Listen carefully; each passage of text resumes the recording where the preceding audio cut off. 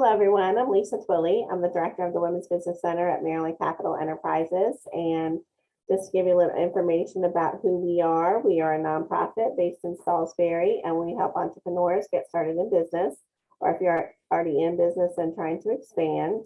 We do business consulting, marketing consulting, training classes such as this. We also do micro and small business loans. So if you need any assistance from us, please reach out. I'll put my information in the chat. And today we have Jessica Koch, the owner of Jessica Koch Consulting, and she will be talking about networking. And Jessica does a lot of other classes with us too. So please be sure to check out our website. We do have other classes coming up with her and other people. So Jessica, take it away. Hey, everybody. I am Jessica Koch, and I love this organization and the support that it gives the community. I am the Italian mother of 7. I have been speaking nationally for about 25 years, internationally for 3. We have clients in almost 15 countries at this point. I do sales and marketing consulting, LinkedIn and social media training, and we have a virtual assistant membership program. So we have, by the end of this quarter, we'll have up to 50 different team members from all over the world that support our clients from all over the world. So that's a pretty exciting thing to happen. All these webinars and this webinar library that this organization is building for you is priceless. There's so many amazing speakers and trainers. You really want to make sure you go back through and check out the library of webinars for the specific topics and the things that you're looking to learn about. I know we did some fun ones on YouTube last year, and all kinds of stuff is out there. So totally check it out. So today we are going to talk about networking. Sometimes that's some people's favorite part of the business, and sometimes not so much. So networks are an interesting thing to think about. And, you know, we kind of get born into this little globe of ours with our own built-in network, right? So our network starts with our family and our friends, and really kind of give that some thought. It's interesting, as professional business owners, we occasionally need to lean into and take a little note out of the book of the professional, I guess it's pretty much called the side hustle of the world. And some of these are full-blown million-dollar businesses as people get into different network marketing kinds of companies. You know, everything from back in the day to the Mary Kay that's kicking and going strong to the Avon. You know, when they function as a business and they operate themselves and they treat that not as a side hustle, but as a true business, they're just as valid as the, you know, plumber down the street or the lawyer and the insurance agent, right? And what I mean by taking a note out of their book is they always start their team members with fascinating enough, their friends and family and their community and their church and their network. And I'm not trying to say that you should start knocking on their doors and try to sell them whatever your professional business service is, but it's very important for your network to know what you do. And it's really quick and easy for us to forget about that, right? We forget, you know, how many times have you talked to someone and you've asked a question about, oh, so what does so-and-so do? And they're like their cousin or their family member. And, you know, I'm not really sure. I think they work for so-and-so, or they do such and such, or I think they have a company or a business, but I don't really know what they do.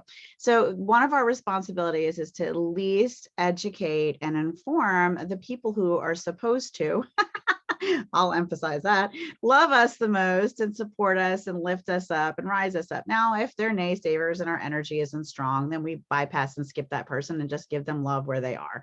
But the people that are healthy and wonderful relationships in your life, don't forget to start at home, right? All right, so I'm going to share my screen. One of my favorite things to teach, and this is a preference, but it's an option, is when I give presentations, I have drawn away from first of all, you know, I'm not a fan of death by PowerPoint, but, you know, you do have to get the information across somehow, right? And you do need some sort of guide when you're speaking and teaching. And I do so much speaking and teaching for so many organizations. One of the things I have found that I love to do is create an article inside LinkedIn. So instead of a PowerPoint presentation to prepare for today's amazing class, and you can confirm that at the end, I went ahead and built it out in a LinkedIn article. And so here and away we go. I also love to take people into live examples. So we're going to bounce in and out of here a bit.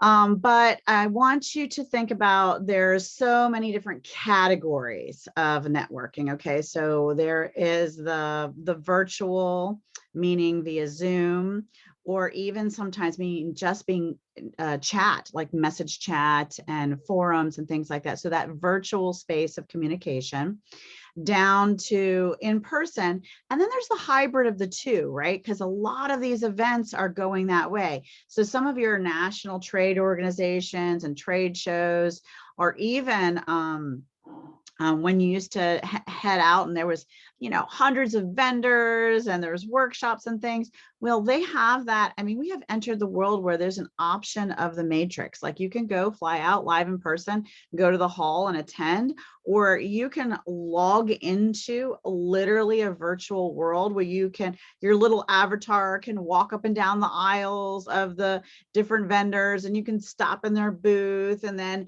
you hop into a room and you're looking and talking to a person. And it's like video games on steroids for grownups in the business networking world. It's really wild.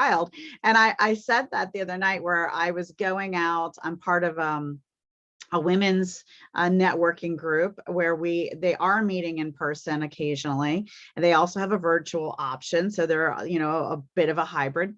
But I was going to go to the local restaurant because it's around the corner. And I was like, oh, I have to like totally dress myself. I can't just wear like my yoga pants and the business jacket and the cute necklace and smile on the screen. I have to actually do like shoes that match and pants and like the whole thing, man. Not just the front of the hair. I had to actually fix the back too. Gonna be out in person. I felt like I was leaving the matrix and entering into the real human world where you can squeeze and pinch people, And so there's a little bit of that going on, but there is definitely opportunities and places where a hybrid exists.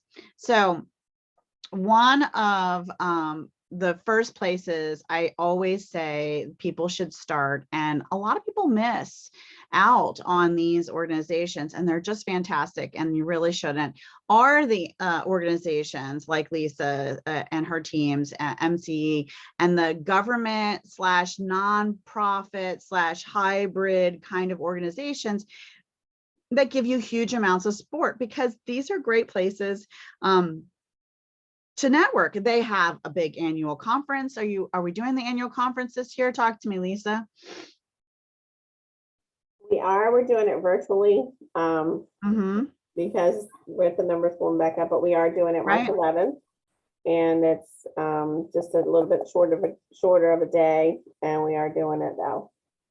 Right, and they bring in amazing speakers, and sometimes the local press gets involved, and the local politicians get involved, and there's some really great opportunities for anchoring networking there. And of course, I believe those kinds of events are, times 10 more fabulous when you can actually get in person. But we push through with the circumstances that we have, but really taking a look at thinking about, am I taking advantage of what's near me? Good on you for being here, right? And I'm making sure that you're attending these classes, because classes like some of these, and just shy of humble and not to feel arrogant, but I'm $250 an hour to do private consulting and teaching and training and helping for corporate organizations all over the world. And so they're saving you a ton of money by pulling me in and having me be a resource here. And, not to do too much of the pat on the back, but, these are kind of the reality of things if you wanted to work with these people. So you're missing it when you don't work out. Thank you, Lisa. So the Department of Economic Development, another really, really big one.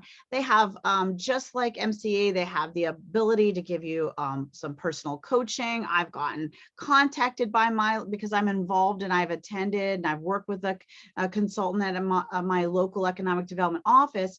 They reached out to me when a grant was available that I was because they're my local people, right? And there was grant money available that they knew I would qualify for, and I got it.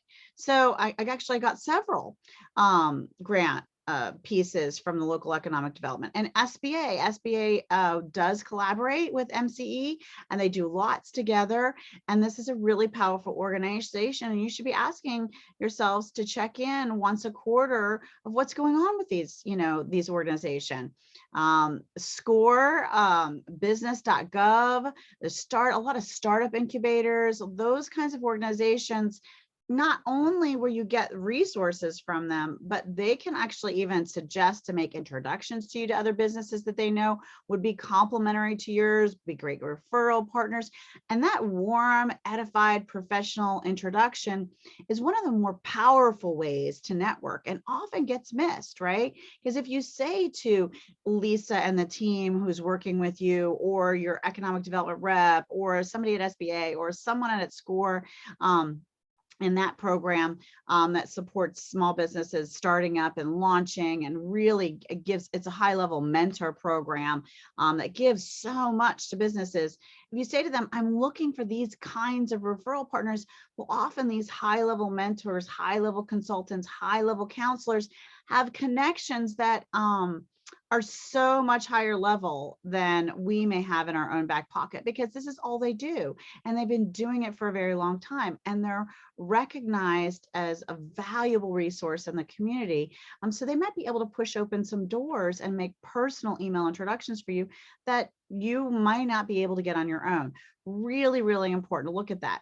Now, chambers of commerce are not for profit. A lot of people have a love-hate relationship with chambers of commerce. Some people really get involved and love them, and others say, oh, I paid for that and I never got anything out of it. Well, I'm going to tell you that if you join the committees, if you attend the mixers, if you volunteer, if you reach out to everyone in that directory and leverage that investment, it's really, really hard to not get your return on investment. I can't imagine what service or product you could be selling if it serves businesses that wouldn't be productive if you were in a chamber of commerce. Even if it serves people tell me all the time, well, I'm not business to business, I'm business to consumer. I'm like, well, where do you think the consumers live, right? The ones that have money and can actually pay you for your product live in a business. So I always believe it's a better strategy to market to businesses and the business owners and their employees, and benefiting those businesses in some way, versus just trying to go straight be to consumer, because this way, you're dealing with people who have resources and the ability to invest in whatever service or product you're providing. Now, national associations, professional trade organizations, there's two types that you should be getting involved in. I'm going to give you some really specific examples, and I have some great stuff to share with you, but one should be what your professional industry is. So for example, if you're a professional speaker, I'm in some National Association speaker directories that I pay membership for. I am also certified as a coach. So I'm in 6 different intelligences, and I've done some training. And so I'm part of a global membership for that. And, so I'm connected to some of my industry specific associations, which by the way, are fantastic places to network and get referrals, because all the people who speak do not speak on what I speak on. All people who coach do not coach on the things I coach on. So they're fantastic referral partners for me. Realtors often miss, this is a big, easy one, because they have to pay for these associations to be a realtor, and that's like a trademark thing, and they must be a part of this association in order to claim that. Or I'm not a realtor or an attorney or a lawyer, so I don't really know all the things, but I know it's a thing.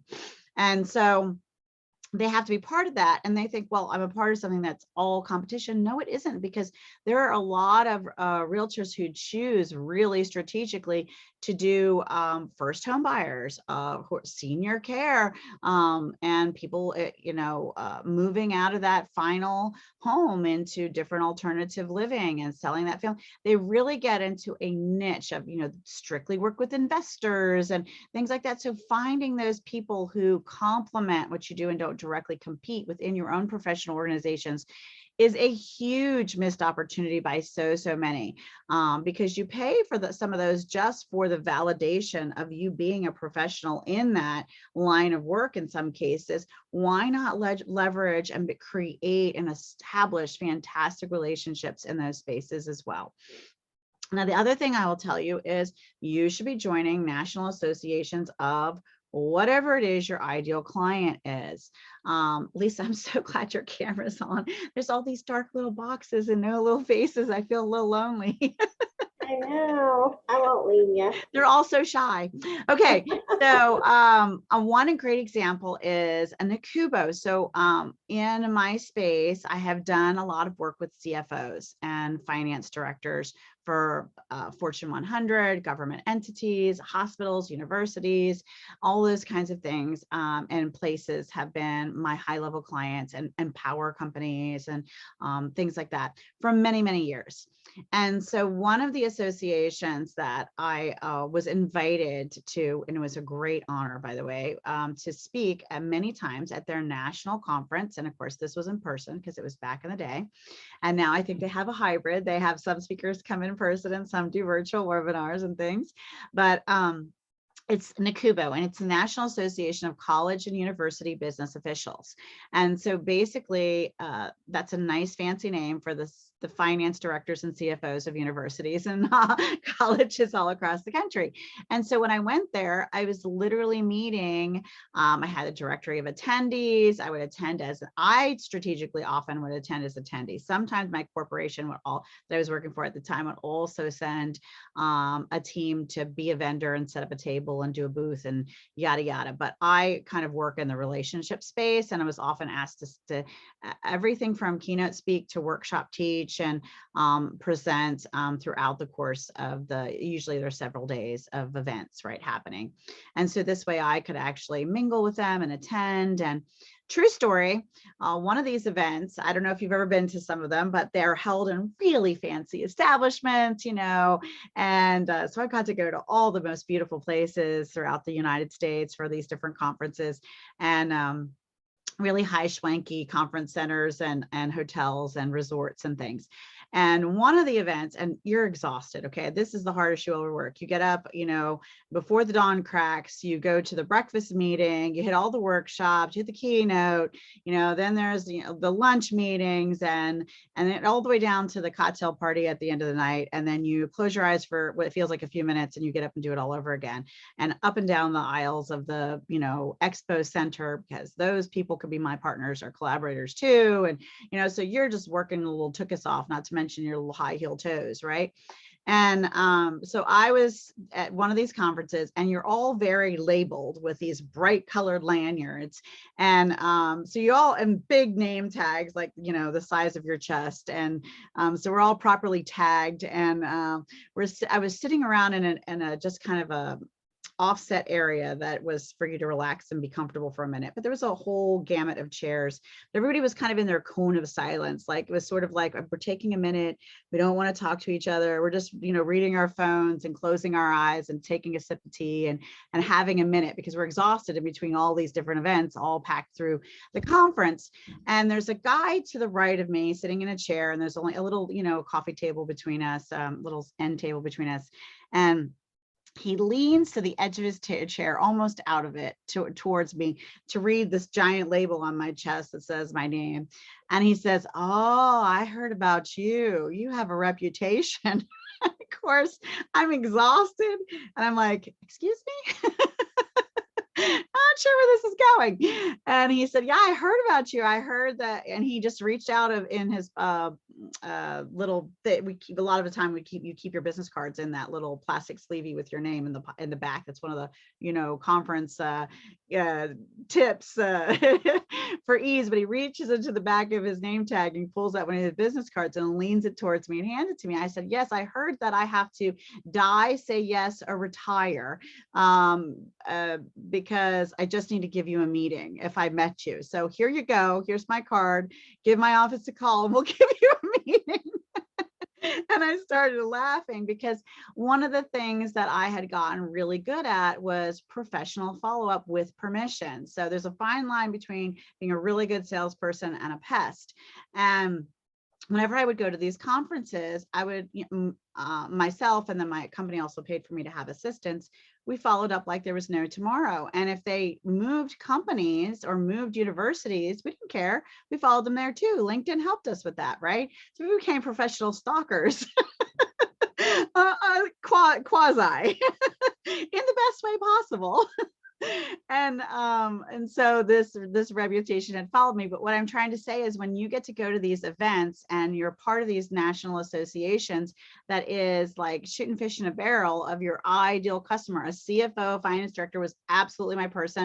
And I was surrounded by them, right? And surrounded by people who also worked directly with them. So whether it was a vendor there or one of the participants, man, this place was a gold mine for me. And I made sure that I didn't just become a part of it, but I really, really leveraged it. So we're going to also talk about what your conversation and your elevator pitch is later in this training. And we're also going to talk about the power of follow-up, because you can do all these things, pay for all this stuff, go to all these places, virtually or physically, and then stop. And that happens so many times, or follow up one time and say, well, that didn't work. I actually followed up. We ended up landing one of the top, I think they were in the top 5 of the globe's power producing corporations. We landed it. It took me 5 years. Now, I'm not saying all your clients are going to take 5 years to get, but because it was such a large account and because I stayed with it, I was, and I always got their permission. Okay, so when would you like to hear from me again? It's winter right now. Is the spring a better timing for us to present to you and your team again and see where things might fall? And they'd say, yes, spring is a better time. And so I would always get them to agree. And notice I didn't say March or April. I said spring. Choose a season. Seasons are non-threatening. You want to give people the power to say yes and no at the same time. And that's exactly what I do when I say, oh, it sounds like right now isn't the best timing. Would spring be better for us to look at this again with you and your team and see if we can't begin working moving forward? And they're like, yeah, spring sounds good. And lo and behold, when spring comes, because my CRM system pops up with the daily tasks and said, oh, you talked to John in the winter of last year, and now it's spring. And he said, we should talk, And so I call him up and say, hey, John, it's spring. Remember we talked last winter and you said this would be the best time for us to touch base and get something on the calendar. What's your calendar look like? And then we land a date and hard and put it on ink, because your first sale in the process always is, even if you're anti-sales, you get over it, because without sales, you have no business. That's the facts. These are the facts, Jack. I'm not going to sugarcoat it. I'm the Italian mother of 7. Suck it up, buttercup. You got to make sales. And the first step in the sales, any sale, is getting the permission to present what it is whatever solution or problem you solve, right? Okay, so first of all, identifying who is your avatar, who is your ideal customer, and then what the heck associations do they join? So ask a few of your clients, ask a few of your customers. If your favorite customers are, these amazing people, ask them, hey, do you happen to join any networking group, national associations, organizations, trade organizations? Do you attend any annual conferences? What do you think's best in your industry? Tell them why. Say, you're my favorite customer. I'm looking to find out where more people like you hang out. Who doesn't like a compliment? Be genuine about it. So don't say it if you don't mean it. But do try to say it, right? And then the next one is also, oh, so controversial. It's a love-hate relationship. BNI, There are BNI enthusiasts across our globe. And then there are people like, oh, that BNI, I don't like that BNI. So, it's all a matter of preference, but I would say intimate, industry exclusive lead groups should be one of the things you consider in your gamut, because it's a really dedicated, really focused, targeted organization and group that wants to send you leads. Ask Me Information, there's another global one that's called NRG that has a different community feel than BNI. I've been to some BNIs that I love. I've been to some BNIs not so much, but I've had experiences both ways, but I really find value in industry exclusive referral groups. And then there's so many amazing networking groups, and I'm going to share with you a bunch of my personal favorites and links to them. Many of them have, some of them have a membership free, but all of them have an opportunity to show up free at least a couple of times a month for some of their activities. So, and then many of them actually are free. This is one you might not have thought about before, but selling groups. So if you are working with larger companies, or you desire to work with larger companies, or you desire to work with the government, there are organizations that are group purchasing or cooperative purchasing organizations. And let me just show you. So for example, I mentioned universities and hospitals and public school systems, all those kinds of entities I did a lot of work with before. And one of the organizations that pulls together a group of pre-approved businesses to work with, so you don't necessarily get a contract. However, it's almost like you've got the seal of approval. You've got the certificate that says, hey, I've gotten this clearance that says universities and public school systems and organizations can work with me. E&I is really strategically the school and education procurement and school systems. And they have the institutions themselves opt into this space to look for services and products and goods to work with for organizations that have kind of meet the stamp of approval here.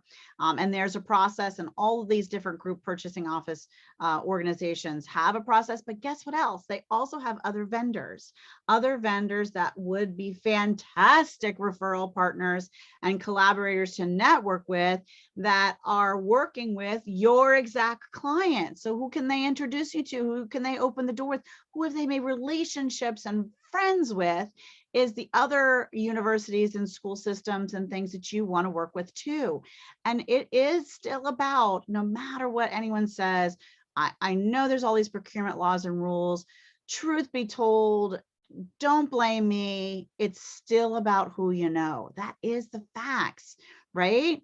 And this is a nice list of some group purchasing organizations for hospitals. So if medical facilities and the staff, if you want to do, even if you're a coach, so or even if you're a smaller business, you say, oh, I don't know, hospital's so big, you can, if you provide printing services, if you provide, I would love for anyone who's willing to put this kind of product or service that you provide in the chat if you feel comfortable, because we can then talk more specifically about what it is you do.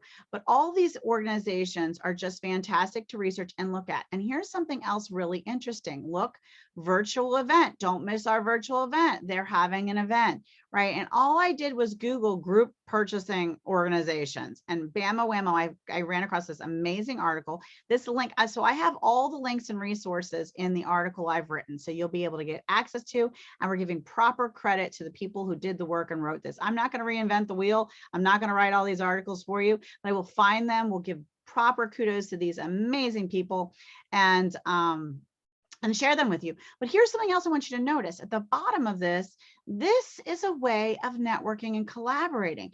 People are asking questions about hospitals and different group purchasing opportunities in different locations. People are answering, responding. People are giving each other their email addresses and websites to give support to one another. They're giving out their phone numbers and emails all over the place, and they're talking to each other. So they're on this platform networking in a space where they all are working, and then they're doing what absolutely must be done and getting the heck out of the world of the matrix and getting onto something that's a little bit more human, whether that's voice to voice or face to face via the computer and a screen, or FaceTime or Skype or Zoom or whatever it is, so that we can actually show our humanity and genuinely be real. But these people are having really, really great conversations. And even reading through this, you may find, "Oh, I really want to talk to this person. Like, I really want to talk to this person. Look, their company is Red Leaf Investments. And I love the fact that we are Christian businesses that are going to support other Christian businesses in this particular program." I mean, I just found that, and they're lending and a referral resource, So, I mean, holy cow, Batman, that's awesome, right? And you get a real information, a real websites. And of course, you have to validate everything, because we have to be careful in the virtual world, because that's just life. We have to be grown-ups, and I'm not an attorney. I'm the Italian mother of 7, but I am not your mama. I'm not your doctor, your lawyer, you're giving you financial or legal advice. This is your business. You know what's best for your industry. You know what your compliance laws are and rules are, and you gotta be careful and make good decisions. So, just like we used to tell our kids as they go out, make good choices today. You have to make your own good business choices today. But I'm just giving you some of what's out here. This is another really powerful, this one's more specific to government, and actually more specific to not as much the federal space as it is the counties, the public school systems, the cities, the libraries, the medical facilities that are local and community-based. So this is all more your smaller county government, but nationally. So, and what happens here is when you qualify for one of these programs in this organization, you can potentially then have what they call a contract vehicle. It means you don't actually win the money or the contract, but you have the ability for that purchasing officer to buy you just because they like you, because they have a vehicle that is already been legally approved and follows all the procurement rules for their government organization. So they can just choose to buy you when you get when you go through programs like these. That's how cooperative purchasing works in the government space. And again, these co-op organizations, and this is just another example of one. And again, all these links are in the article, so don't panic. All these cooperative purchasing contracts sometimes last as long as 5 years. It's one of the things I won for one of the organizations that I did work for, and then they flew me all over the country. I spoke at NACO, which is the National Association of our county government officials, so executive directors of county governments, people who are paid for those positions versus elected for those positions. So I spoke at their conferences. I actually also even since I've had my own consulting firm, was invited to speak in Tennessee a couple of years ago when all of this didn't happen, as well as several webinar virtual pieces for NIGP, which is a national association of our, I don't know what the acronym stands for, but it's essentially, it is the top lead government purchasing officials throughout the country for all different kinds of organizations. And so having that stamp of approval on going through the procurement process and being awarded that cooperative contract and being able to say, here's all the wonderful things we can do for your organization. And oh, by the way, if you'd like to work with us here, you just use this contract vehicle and we're able to begin work.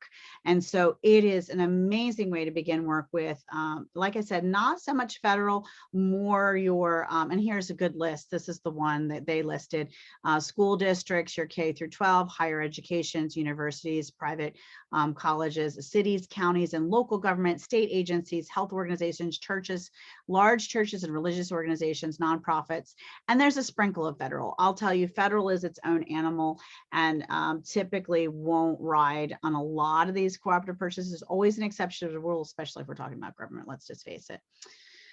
That's what it is, my friends. So are there any questions about that now, or did anybody share with me what they do? Let me take a peek.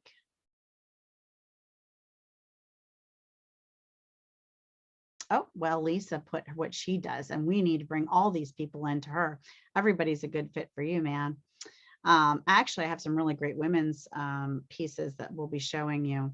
So very soon. So cooperative buying organizations, if anyone has any questions, please just unmute yourself and say, hey, Jess, I have a question about blah, blah, blah.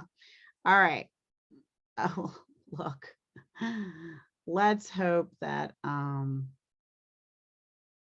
God loves me and the real article saved all the way through. Thank God. That was a very early adaptation of that I built. I was about to have a little bit of a panic attack. All right, we're good. Okay, so we have talked about government organizations and the nonprofits and hybrids and the scores of the world. We have talked about chambers of commerce and National Association of Professional Organizations, annual conferences for specific associations and trade shows. This is really powerful.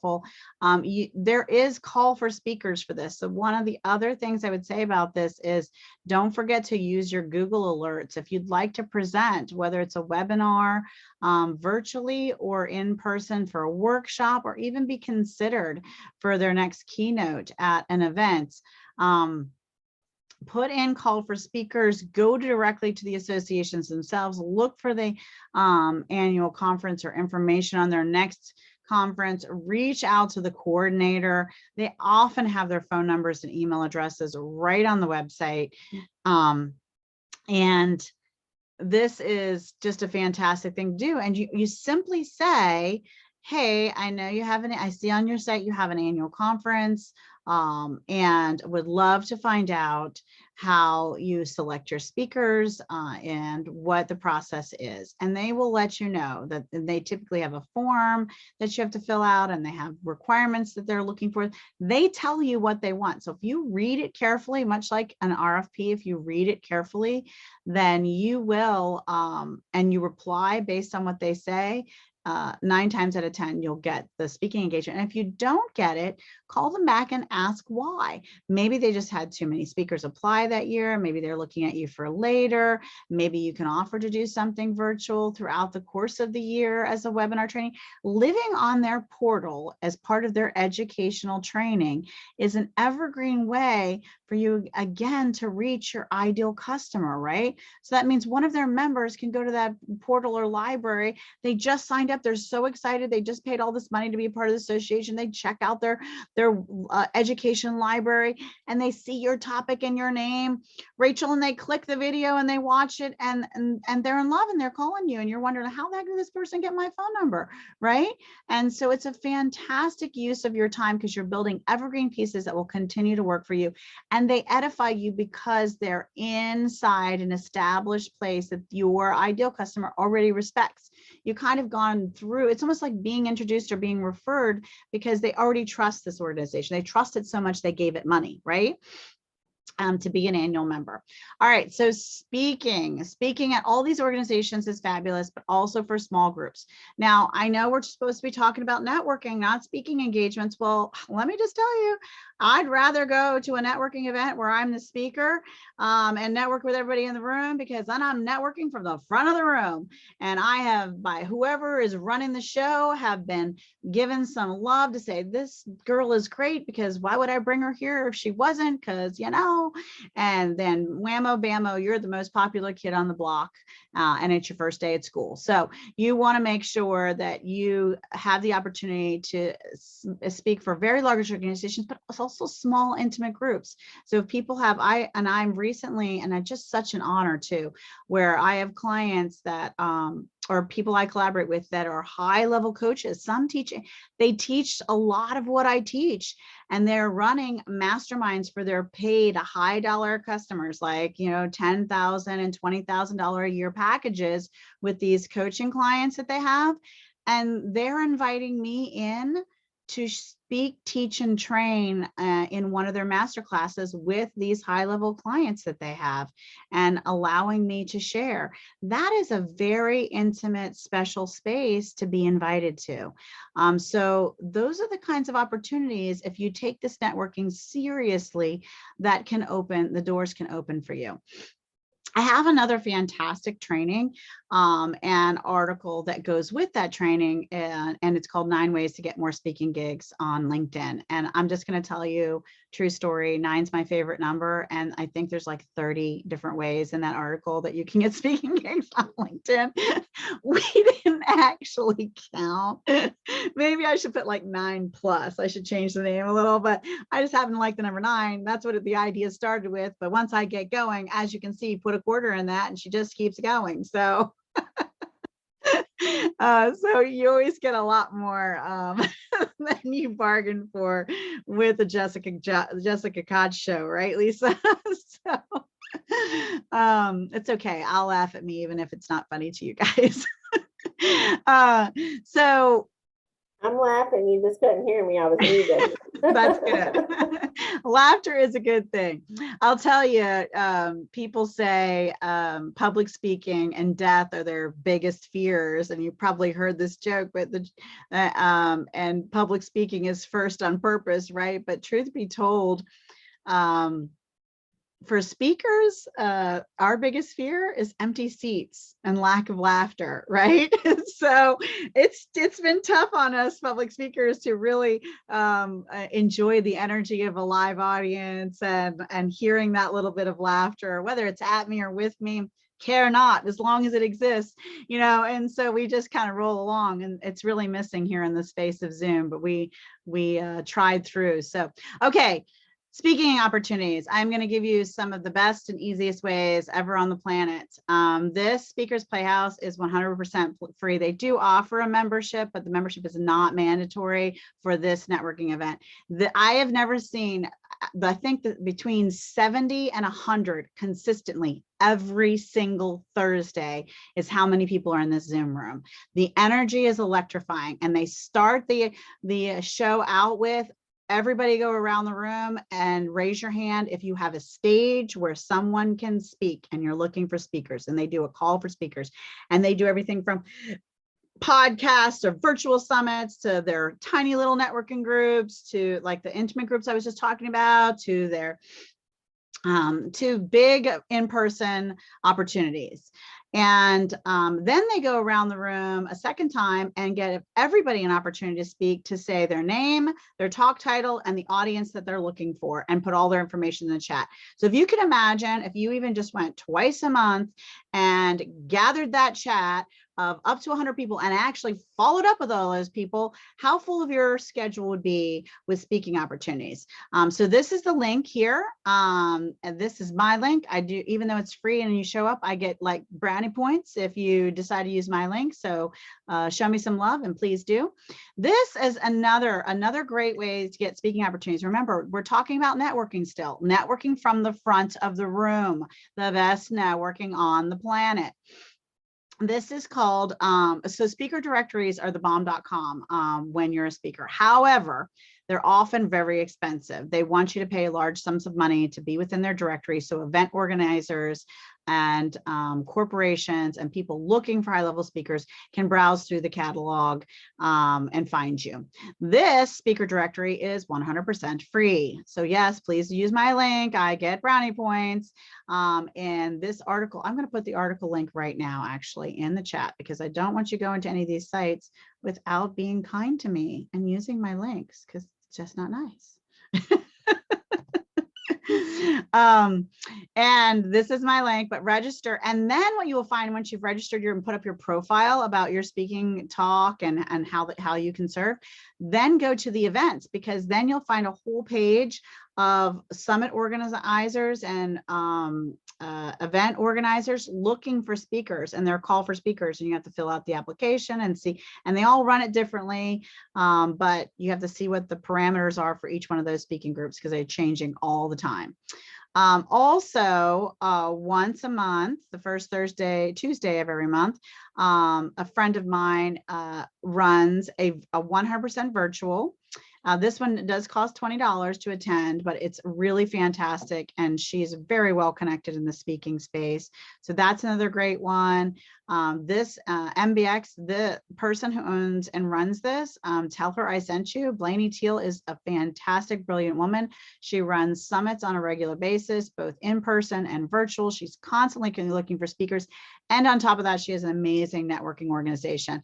Now, I believe there's a small fee for that one, but these people are so loyal and so giving. Same with Grand Connection. Grand Connection is an amazing place.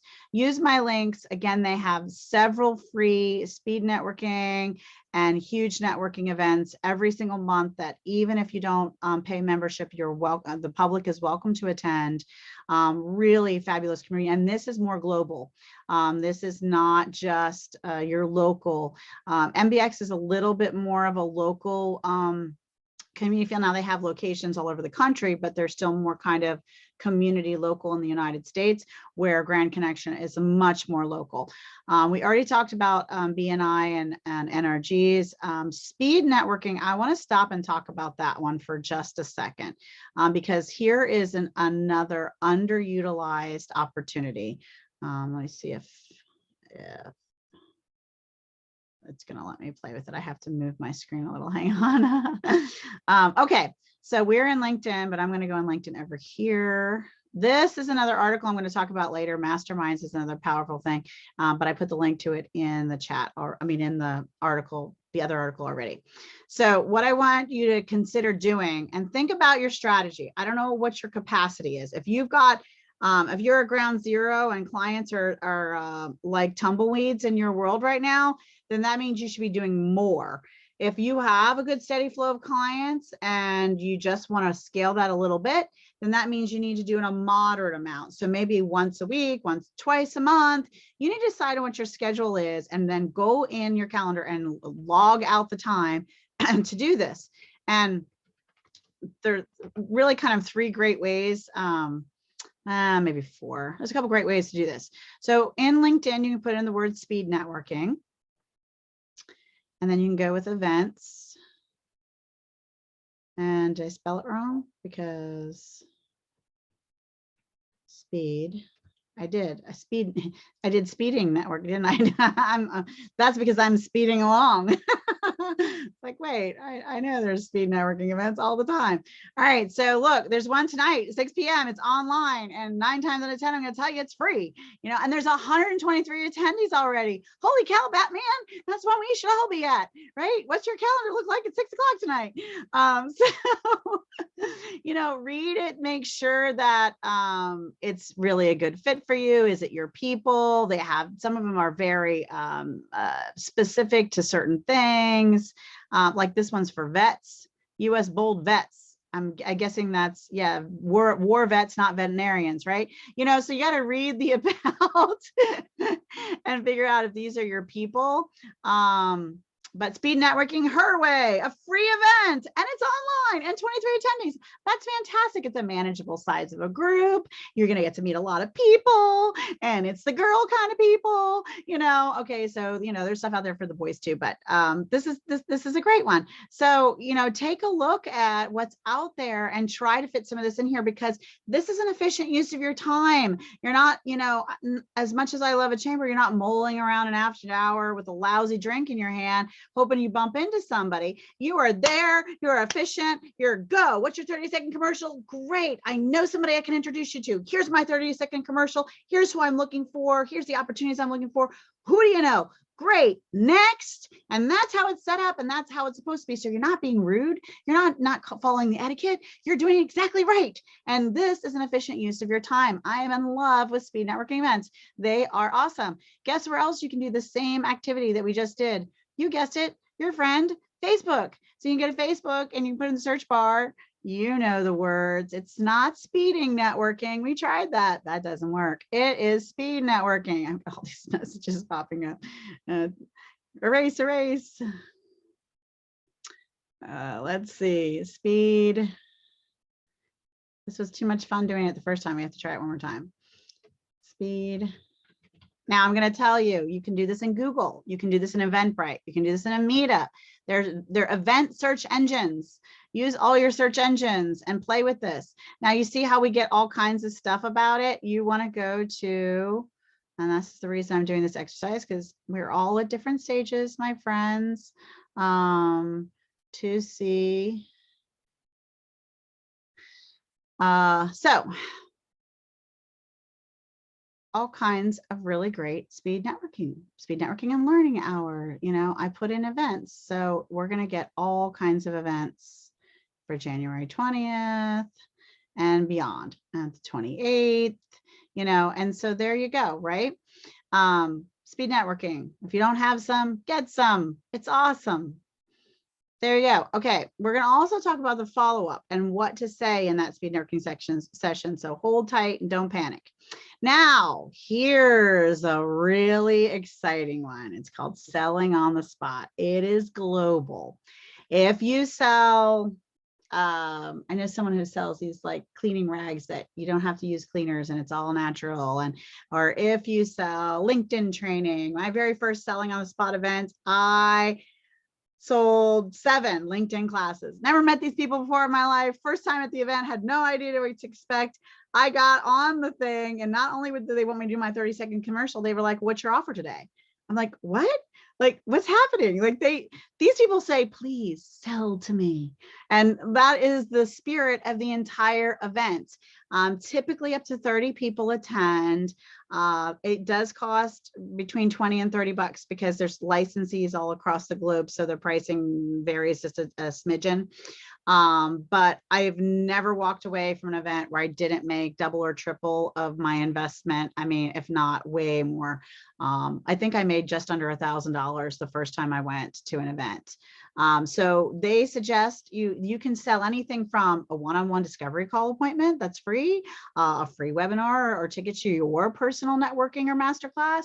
You could offer them a deal on printing business cards. If you print business cards, you can offer them, you know, like this woman sold the face cloth things, and the Scentsy lady sold her Scentsy kits for half price or gave a special deal or added in a bonus. People sold their books.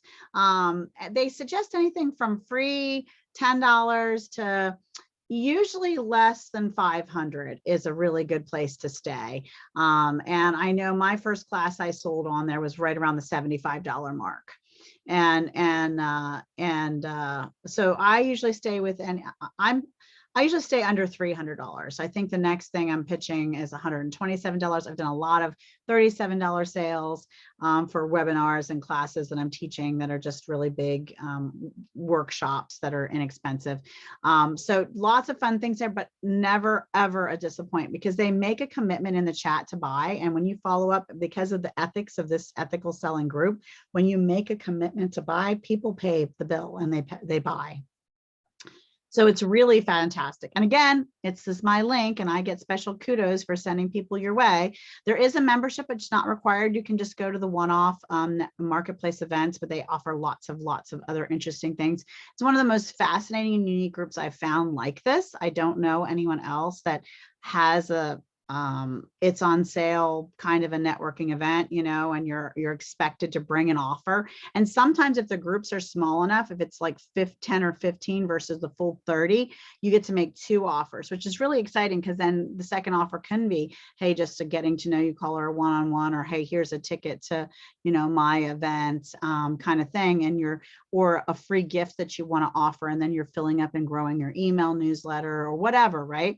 So you can use that second potential offer as a really fantastic way to grow your community and your networking, right? So we're talking about.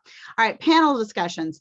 So there's often an opportunity with online news publications and YouTube channels and podcasters to be a part of a panel discussion. So if you have a certain topic that's really wicked good for you, make sure you let people know that on the shows that you'd like to be on, that you're available for individual interviews or panel discussions so that they will keep you in mind. Roundtables and masterminds kind of go hand in hand. Those are really, really fantastic, especially if they're centered around a specific solution that everyone's trying to solve. For example, getting butts and seats to events like this, right? Or faces and squares, if you would, whatever. I feel like we're Hollywood squares, you know? And that just aged myself, but that's all right. I don't mind. I just had a birthday and I'm happy about it. So it's better than the alternative, I always say.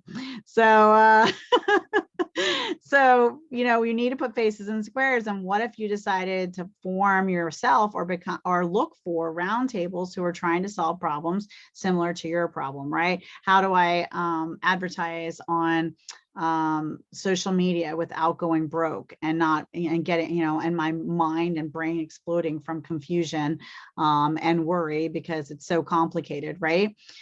Think tanks are fantastic. Those are typically, especially high level think tanks, are typically by invitation. Just a little gold star in Jesse's cap. You know, I occasionally you got to share and celebrate, man. I was invited to Washington, D.C. I did a lot of work, like I said, with our county executives and county governments throughout the country, and was invited to a think tank to work with them from a marketing perspective and help business counties think a little bit more from a sales and marketing perspective without crossing the line of being in for-profit kind of an organization, to take the pressure off the taxes of their local community. And what an honor, right, for me to be a part of a think tank that was trying to solve that problem. And let me tell you what amazing connections and referral partners that I have with me to this day from that experience, even though it was many years ago, because those were people in high position and high level intelligence and high level resources and high net worth people. And so that's the kind of people, if you're doing any self growth, that you really want to try to, for me, high net worth people also mean extremely high values and moral compass. But, you know, surrounding yourself with those kinds of people make a really intense difference in your personal growth, and even your financial and your success can be impacted by your relationships like that, which is part of why we're networking and why it's so incredibly important. You know, people may have seen this title and thought, oh, you know, networking, been there, seen that, done that. But I think they're missing something good. So they should come watch this later. Masterminds, this is its own class all itself. You really can 10x your space with masterminds. I personally meet with an accountability partner on Tuesday mornings and on Friday mornings, every single week, 2 different accountability partners. We talk about the 3 things I achieved this week, the 3 things I'm going to achieve next week, and the same for them. And so we're there for one another. And then I'm also a part of a book club that meets every Tuesday morning following that call. I got a book club, and we spent about 6 months last year in going through chapter by chapter, including the activities at the end of Jack Canfield's The Power of Focus. And right now we're in Passion, Plan, and Profit. And we're going through this again, chapter by chapter, section by section, covering the pieces, covering the action steps, masterminding and having conversation about what's worked, what's not working, what we're frustrated about in that section. And this is about really, as you go through the book, you solidify a really stronger living business plan. But then on top of that, you learn to really intricately know your numbers, track your data, and know what your profit is at the end of the day. And without profit and without that knowledge and data and tracking, you're really not in business. You know, you're just kind of winging it, and that's not a good way to go. So masterminds, find yourself one. All those ones I've listed, I don't pay for. There are ones you can get involved in that you can pay for, but all of those I came together with other like-minded people that I respected. You know, try to make sure that you're in a group with people that will help you up level yourself. And pull together a group like that. and really stick to it. Like we stick to it every single week. We are very dedicated and we have made a commitment to each other. And that's important too. All right, alumni groups and events. So one of the things I talk about almost every time I teach on LinkedIn is the power of joining groups. And one of the most important groups you should join is whatever your university was. Even if you didn't make a lot of personal connections, or you went to mostly online school or whatever, it was a community college, it really doesn't matter, because the alumni groups for these organizations on social media are not exactly the same as your local alumni chapter of your local university. That they're way more intense, and man, those are killer if you can get into them, because those alumni people will do just about anything for you. There was like and I wish I could find it again. Years ago, I read 2 or 3 studies from different universities. That's why I was so blown away. I fell over them.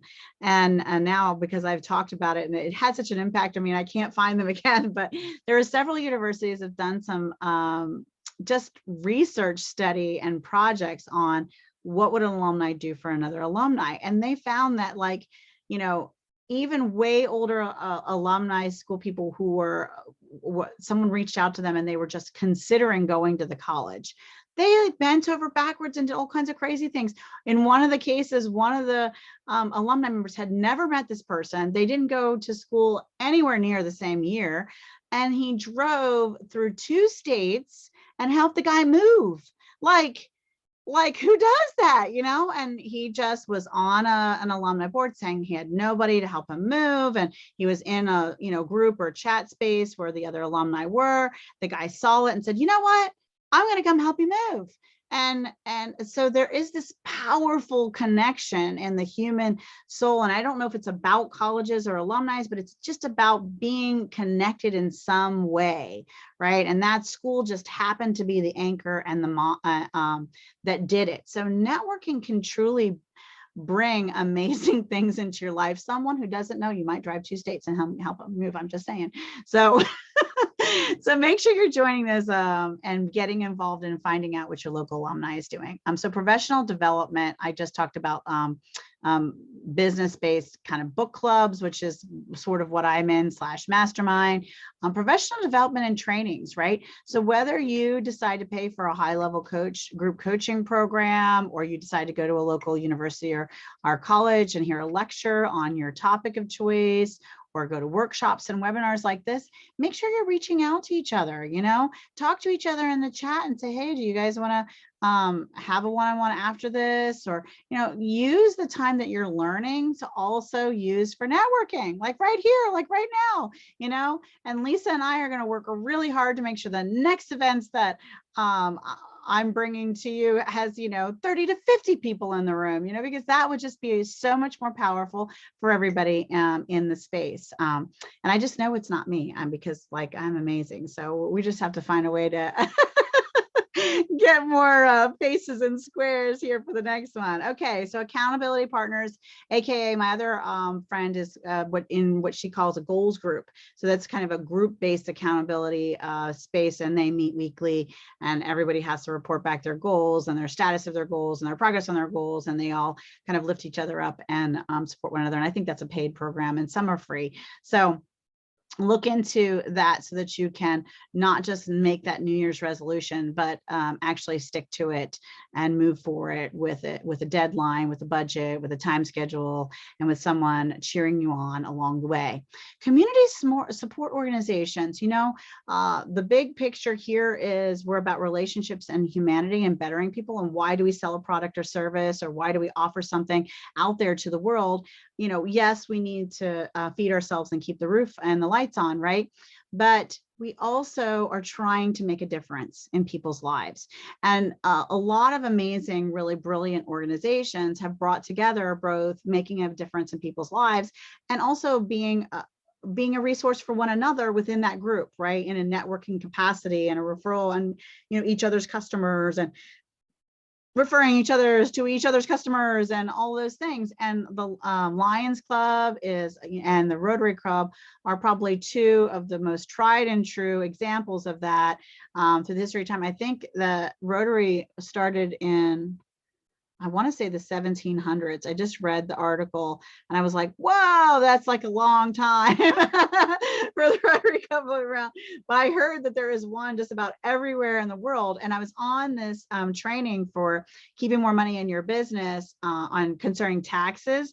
And they say if you take a trip anywhere, now it's not the whole write-off. I'm not a CPA. I'm not a lawyer. We discussed this. I am not giving you financial advice, but I did hear, so you should confirm with your tax professional, that if you plan on going somewhere and you call up the local Rotary in that community and say, I'm an expert on XYZ, I'm going to be in town on these days. Does there happen to be a meeting, and are you open to a 10-minute speaker?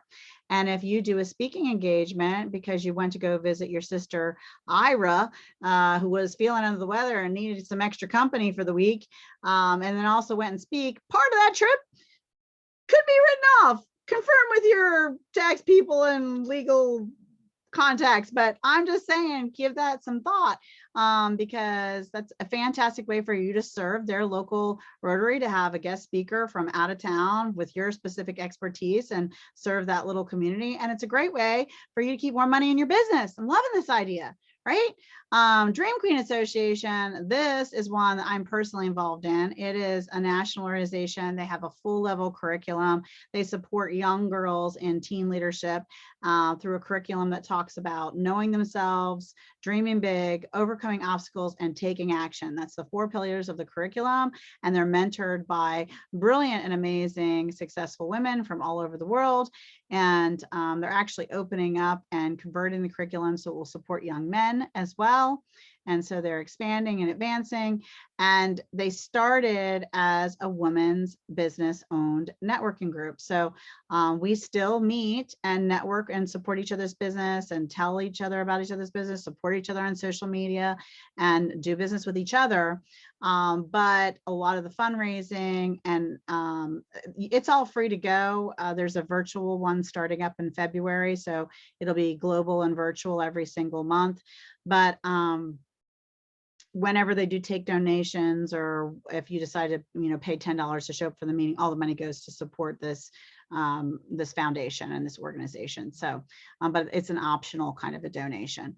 So I love it when causes, that's like 3 or 4 people getting to win in this equation, right? Where you get to network for your business and yourselves, you get to support the local community, you get to support a young girl. I mean, and then a lot of times they're supporting also an establishment because they meet at a restaurant. I mean, there's just so many people who get a chance to win. The more winning factors that we can amplify that by, I think the more successful that we are. Cooperative buying organizations, we went through some of that.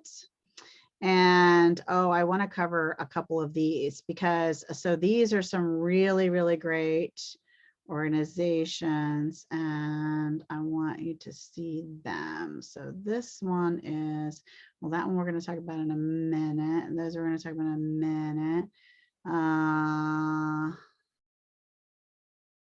Okay, so I'm going to go through some of these now. More organizations to think about are organizations specific to something interesting. So there is women owned, there's minority owned, there's the Black and African American community, there's the Latin community.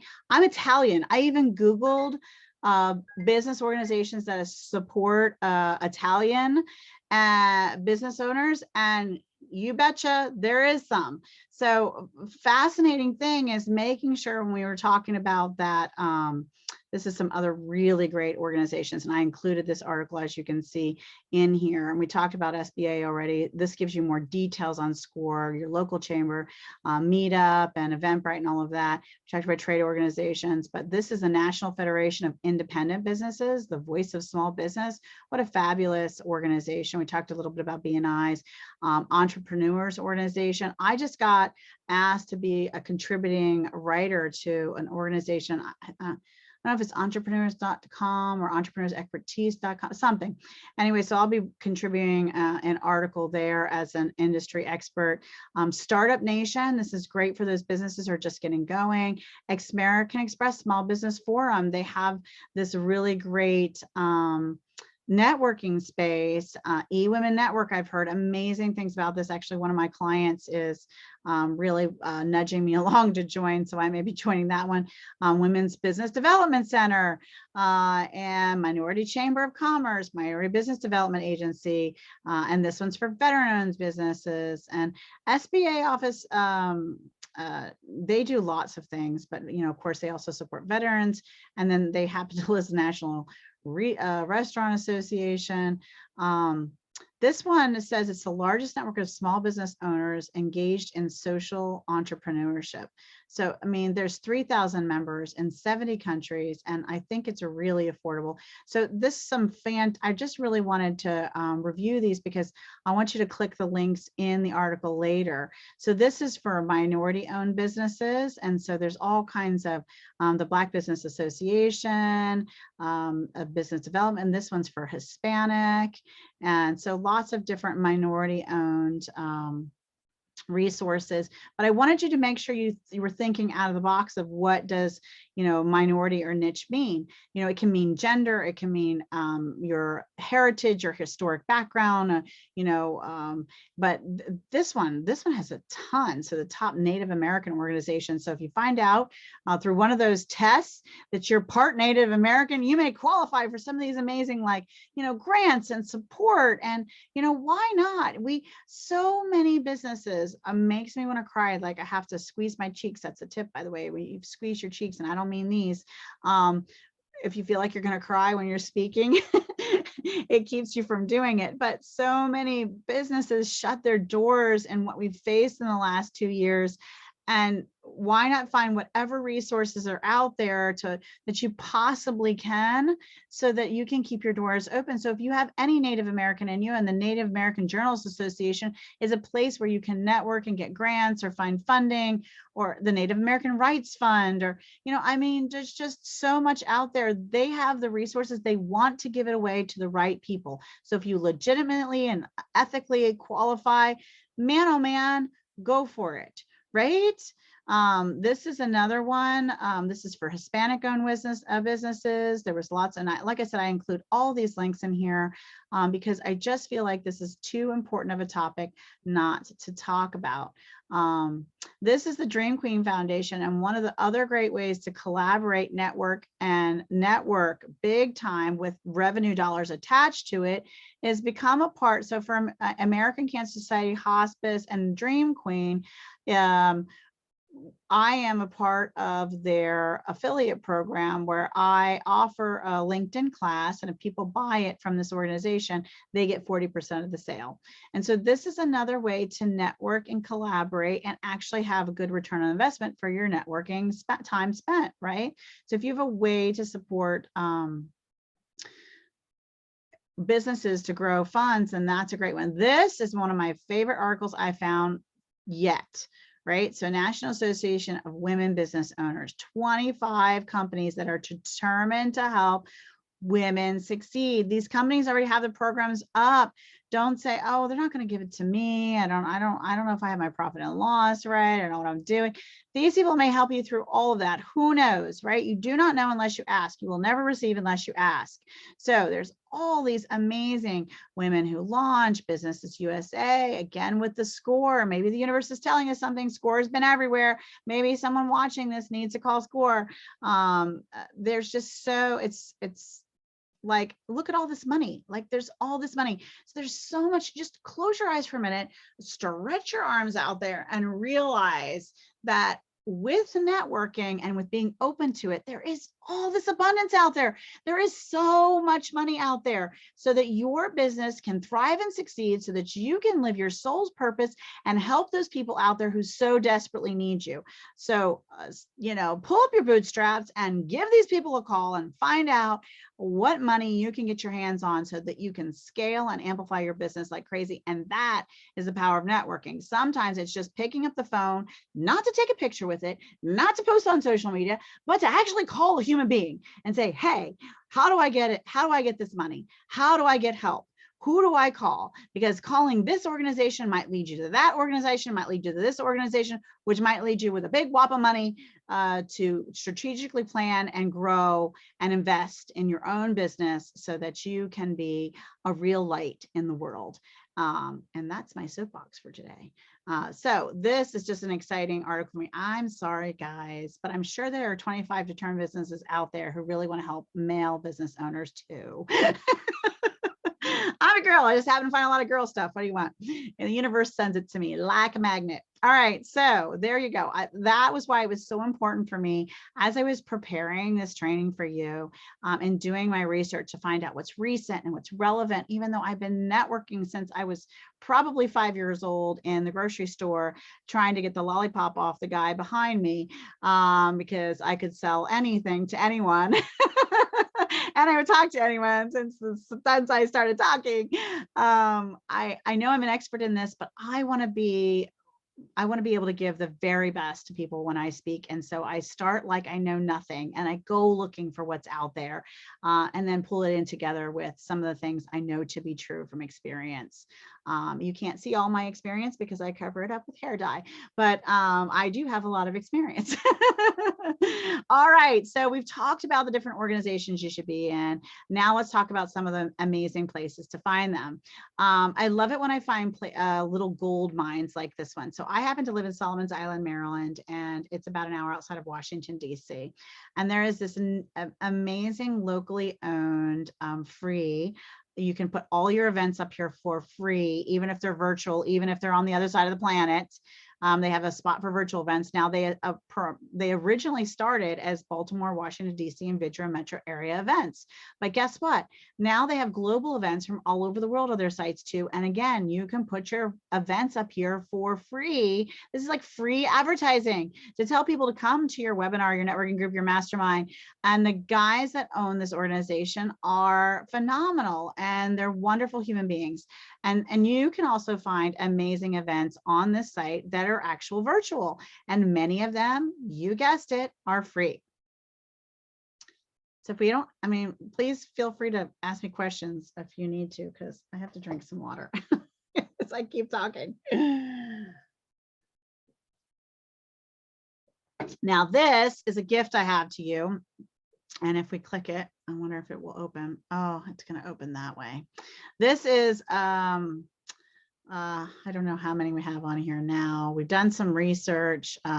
It's just over 50 different event sites that some are free, some are not free, but they're event search engines. They're places to both find events and put your events up. So free can mean it's free to put your event up. Because that's what we were looking for. And so we did some of the research and legwork for you, and that is my gift to you. So you get the spreadsheet inside this article as well, where you can find different places where, so if you do Eventbrite, Facebook, and LinkedIn, you're in good shape to promote your event, but you really want to try to push yourself to sprinkle 2 or 3 of those other new event sites every time you do something, because you're getting to new audiences. You always have to let your own community know what you're up to, because you can't expect them to guess. They love you, but let's face it, they've got their own lives and they have to follow that. But you have to tell who is already following you what you're up to, but you need to try to stretch out. That's the whole point of networking, and reach out to and have other people find you that don't already know who you are and what you're all about. All right, virtual ways to network and many forms. Okay, so we've talked about a little bit of this, and I've even done classes on blog writing and video content and social media planning, and there's lots of other amazing trainers that have done that as well. So check with Lisa. There are so many resources for you on this. But live streaming and blogging and content posting and engaging with others on posts, just like we saw in that one forum where they were just talking and asking each other's questions, direct messaging, and believe it or not, chat rooms and forums, so not dead. Who knew, right? And social media groups, the specific groups of people who have your interest. The other group, I didn't talk about this when I was talking about groups earlier, so I want to make sure I mention it. The order of groups that you want to join are the alumni and those college people that really have a tight network with you with an education of some kind. So whether it's a certification in coaching or a training you took or college or whatever it is, educationally, that group of people who took that same training and knowledge, those are your people. Make sure you're networking with them in some way and joining those groups. Next is your industry. So you're going to pick 3 to 5 tops of organizations that are in your professional expertise. So like for me, that would be like the National Speakers Association or, speakers groups that are global, because I want to network and know what's relevant in my space and my profession, right? Then very importantly, you need to be a member of where your clients go, whatever they're joining. So for me, when it was CFOs, it was, the National Association of CFOs, the National Association of Finance Directors for manufacturing companies, the National Association for the NACUBO for those university and finance directors, for colleges and universities. And so all those kinds of associations, organizations, and groups. And there's groups in social media for all those categories too. And then after that, the next piece is anything that people would go picketing for, things that people get powerfully motivated and moved for. So if it's Save the Whales, if it's, Go Green, if it's Hug a Tree, if it's, those animals, if it's, I don't know, whatever it is that you get all excited about, whether it's your spiritual faith or sometimes it's Girl Scouts and Boy Scouts of America, and there's a whole thing on that now too. And just everybody, whatever floats your boat, whatever makes you happy, those are the groups you should join. But there's a sense of camaraderie, right? And then after that, it is your hobbies. So everything from knitting to bungee cord jumping to kayaking to running to hiking, whatever it is that makes you happy in your downtime and your off time, there is a group for that. And I have to tell you, there is more than one knitting group on LinkedIn. I kid you not. So not that there's anything wrong with that. Knitting's very cool. My Nana knitted. I don't know how to knit, should learn to knit. But what I'm saying is it really doesn't matter what your hobby is, whether it's cooking or food or you're, the master at the world-renowned Yahtzee winner of all time in the globe, whatever you like to do, there's a group for that. And those are your people because they feel like instantly they have something in common with you. And that is a powerful recipe when we're discussing networking, right? So, okay. Here's the deal with all this social media networking that I'm going to talk about. I've said it before and I'll say it again because it's so important. Get off the platform. That's the goal. Okay. Start talking to these people, meet these people, get to know them a bit, find out they're not, some crazy stalker or terrorist, and then get off the platform and go meet them, have coffee, get on Zoom, make a phone call, get in person as in person you can get. I did say in the article, now it was 2 a.m. so cut me some slack, but I said meet live and in the flesh. I didn't mean all flesh, wear clothing, but I feel like people are like, is it live? Well, we're on Zoom. Are we alive? Yes. I don't know. Is that live? It's live-ish. I mean, I can't pinch you, but I can see you and we're all here in real time. So it's getting tricky of the what in-person live real human connections. What is the real definition of that? Can I pinch you is my only test. So, okay. All right. Okay. Here's the big one. There are so many options. Please. I know. Okay. There's 2 sides of this coin. Okay. One, don't put all your eggs in one basket, because that is not a new saying. You've heard that saying before. You haven't been around long enough to hear it, then you're brand spanking new. But don't put all your eggs in one basket. People get so beholden to Facebook or to LinkedIn or to whatever. And guess what? You don't own those platforms. And if you build all your community there and you weren't smart enough because you didn't take one of my classes to back up all your data and all your contacts, then you just might lose everything because they decided, you know what? We're rich. We're out. We're not going to do this anymore. Or guess what? We feel like for no reason whatsoever, but because we say so, you broke a rule. So you're out forever. So there, I know people who've been in Facebook jail forever because they posted something about vitamin C and they can't get Facebook to give them their Facebook page back, and they had 10,000 followers, and then guess what they didn't do? They didn't take my class and they didn't back up their stuff. So back up your stuff is one of the messages here. And secondly, do not put all your eggs in one basket. Do not put all your places where you don't own. Build websites that have your own membership site where people sign up and register on your site, so you'll have them forever unless you decide to take your website down, and then that's on you. But LinkedIn could decide to take it down, and then what? I got somewhere else to go. Do you? Because I know that they are not the only fish in the sea. Now, the other side of this coin is, do not overwhelm yourself. You cannot, unless you have a massive team, because I have team members who manage specific, and even all my team members can't handle all my social media accounts. So I have a guy who handles Twitter, Instagram, and display for me. I have someone who does just YouTube. We're hiring someone just for Pinterest. I have someone who just does my Facebook and LinkedIn. And then someone else who does all my event posting on all these event sites. So I hire all these people to do all this just because it's not possible to do it all yourself. But you do need to try to stretch. And this year we're stretching. Our company has chosen, and as our marketing plan, to stretch into 2 new platforms. So we have our core platforms that we're pretty established, and we have some consistency going. We have systems and processes. You got to have systems and processes to make this work.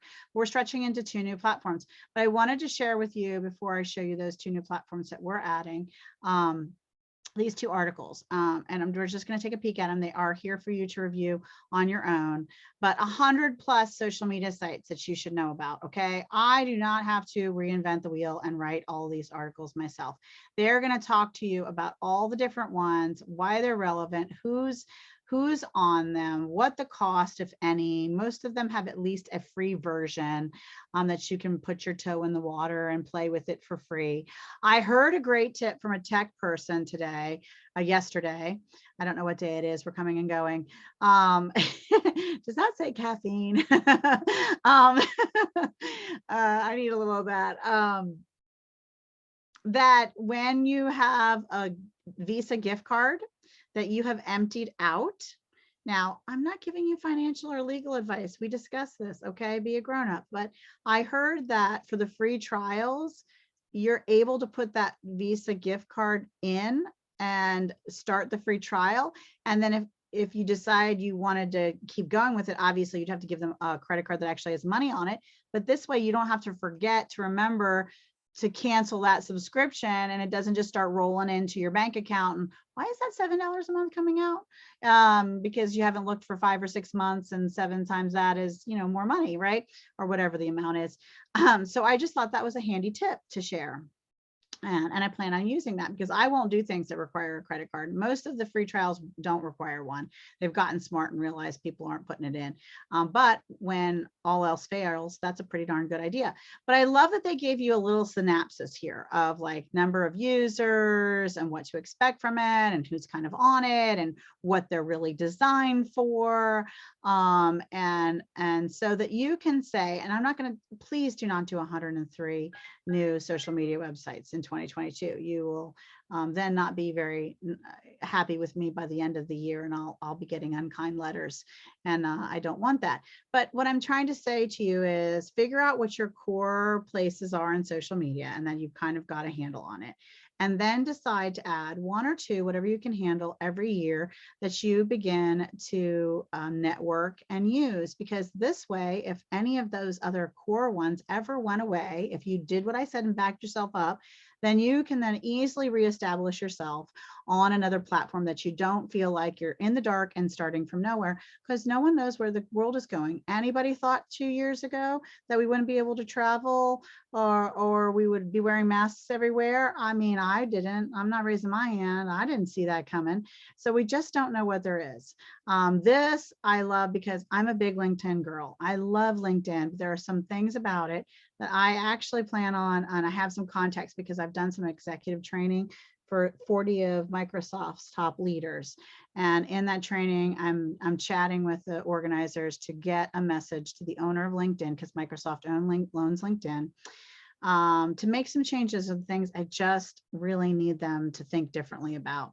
But they give some interesting alternatives, not all of which I would agree with, or solutions that are similar to LinkedIn, but it was an interesting read and I thought worth sharing because from a business to business networking standpoint for business professionals, which you are, and even if you're running a side hustle, I still feel like LinkedIn's more powerful than Facebook. Facebook is great and it has its purposes, and I am on both, but I get most of my paying customers from LinkedIn that are new to me.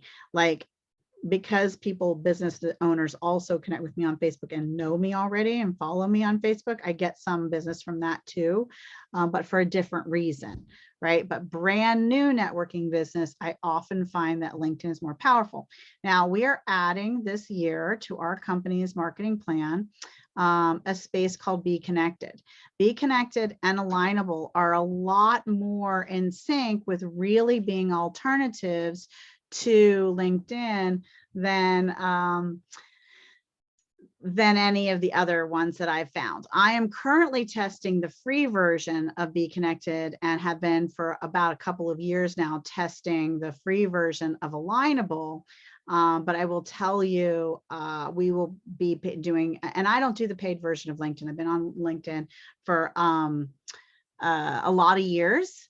And I've never paid them. I mean, a lot of years, I think since 2004. I've been on LinkedIn for that long. And I've never used the paid version. There's absolutely no reason for me to use the paid version. However, Alignable has some more persnickety rules as far as limiting your growth unless you use the paid version. But on the same note of, however, they also have some really great, what they call sponsorship opportunities to get your information into the email boxes of really targeted people on the Alignable space for a really reasonable amounts of money. And LinkedIn, I would never pay advertising to because it's just kind of a black hole and it's very, very expensive and it's a lot of money. And it's not really clearly defined where you get more of an intimate feel. And there's really, I mean, it's like trying to, like we were talking about when we first started the networking event, is, you know, if you go run to the top of the hill and then gather up all the, you know, the flowers you can carry in your arms and then try to run down the hill and come, you know, and have all of them. If it's more than you can carry, then it's just going to be a nice little path behind you. And you're going to only end up in your hands with what you could actually really manage, right? So if you think about that in correlation to networking, Alignable is fantastic with really giving you intimate social relationships with your direct local community. It does allow you to expand as far as nationally. They're not global. Which is, you know, an issue for me, which I also am leveraging Be Connected as well, because I am very global. I have clients all over the world and I'm just expanding that all the time. But this is still a great alternative. And one of the number one things I like about Alignable, the reason I'm going to pay for some level of membership with them very soon and in my marketing plan for this year, is that they allow me without question, without problem, to add a team member to manage my account. I am not managing these accounts. And, you know, you constantly have to be careful that you're doing things exactly right. You're not going to get in some sort of trouble or get locked out of LinkedIn because your assistant's logging in for you on your account somewhere, you know, and the same with Facebook. It's even with their admin ads, they don't have it for the personal profile. I'm not checking all my notifications and all the things in my personal profile. And it's the most active piece of my Facebook account. I can't manage it. So, you know, I want these other platforms to get smart enough to realize, do you think, you know, the amazing woman CEO of Best Buy is managing all her social media accounts herself? No. And does she want to? And is there a potential she could get locked out of Facebook or LinkedIn because she's not? Yes. And how silly is that? How unlogical, unthinking for a business mega global platform to not have that foresight of thought to work out a secure solution to allow people that option when they want it. You can actually 100% add a team member here. I've even talked to tech support of Alignable. They've been back to me and I don't pay for any of their services. So I'm getting good tech support response on the free version. So I like a lot of those things. So this is some of the things I want you to think about when you think about adding and expanding your space, because you're taking a bit more of your time, but it isn't that much more. We're already creating social media posts for all these other platforms and we're just whamming them up here too. And then I'm just having my team spend 30 minutes to an hour every day, growing connections and engaging on this platform too, right? Now, that's fine for me to say because I have a team. So you have to decide, you know, that might be 10 minutes a week for you, but it is still something. And if you commit to some level of time and consistency, you'll be pleased with having an expanded plan and not keeping all those eggs in one basket. Because, you know, if you lose 2 dozen eggs, but you have this basket over here that has 5 in it, you still don't have nothing, right? You're still not at ground zero. You have something. So think about that. One of the other, let's see, this is another list of different ones. I think I showed you all the articles for there. Okay, so then this one is awesome. This is called Display.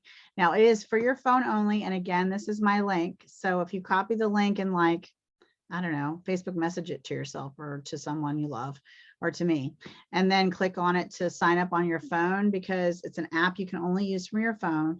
The fascinating thing about it is it's an image search engine, very much like Instagram, but imagine if you'd gone on Instagram when it first came out and was like the Wild West, right? So I think at this point they're approaching 10 million users, so they're still not like no one, but in the world of social media, that's on the smaller baby new side.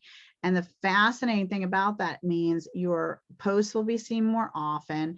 They also pay you a portion, it just blows my mind, pays you a portion of the commission of the ads that are bought whenever you make posts. So that post you're creating for Facebook and LinkedIn and Twitter and Instagram and all those places you're posting, when you throw it up on display too, you're getting a trickle of money in your bank account to your PayPal because you're a content creator. Now, there are rumors that Instagram is going to start paying its high level content creators, but not the peons who are just putting up, you know, love yourself posts and, you know, look at your cup half full, not half empty, have a great day kind of posts. But these people are paying anybody who puts up content because they want to thank their community, and the owner and the founder of this platform is thinking differently, right?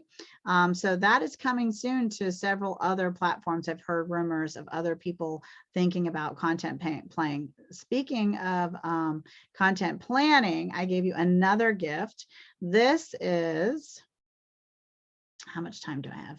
This is my personal template, but you can edit it and make it your own.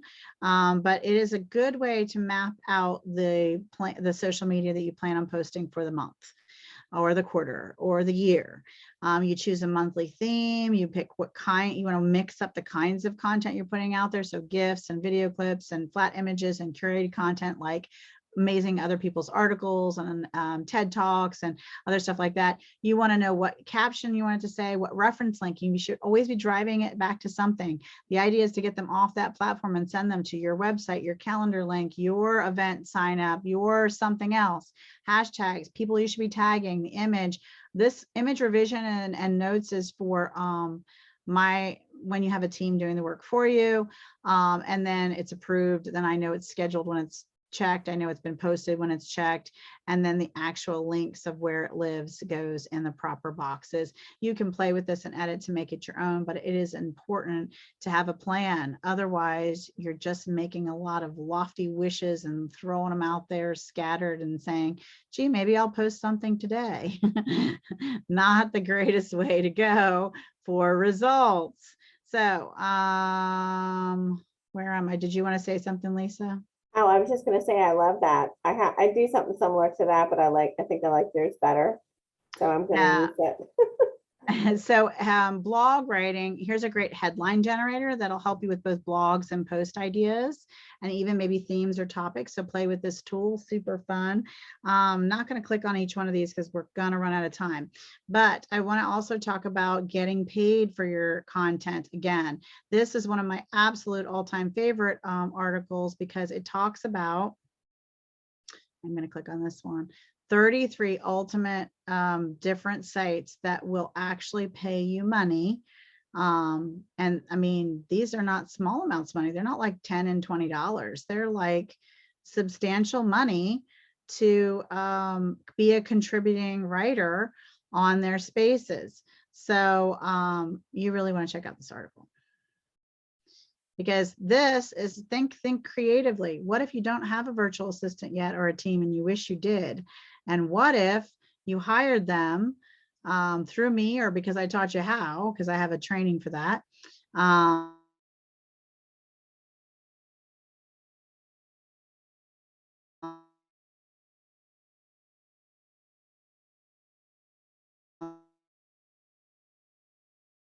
And I have this covered them, not just writing the blog for you, but also covered other tasks you wanted them to do for them. So then essentially you're paying someone to make you the money to pay themselves to work for you. You got it? Are you following that? Did you see that? That's a who's on first scenario. If you followed it, you get a gold star. Just saying. And it's flipping brilliant and you're totally welcome. And I know that was a late Christmas present. Okay. Where are we? Okay, content planning. All right, so headline generator, paid blogging, posting parties. To posting party and pod or not to posting party or pod? That is the question.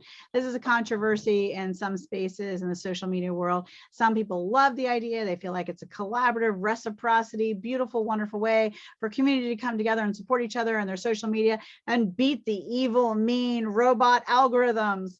And other people say, oh, it isn't honest and true. And it isn't really why you've got 10,000 views on that post. It's just because you were in a posting party. Well, you know what, tomato, whatever floats your boat, know that they're out there, decide for yourself, be a grown-up, make good decisions for your business based on your industry and your personal ethics. I kind of feel like it's fine as long as I'm not doing anything illegal or wrong. We're totally good with coming together in a community and supporting one another. I shared with you some great places to find them. I know Gab, she does an amazing posting party. I think there is a fee for hers. Grand Connection, I think that one might be free. Don't quote me 100%. I'm not sure. The 10-1-10s are wicked inexpensive and quarterly. So very inexpensive to become a part of that. And that is led by the founder of the Selling on the Spot marketplace that I talked to you about that has those networking groups where you can actually pitch a sale. And let's see.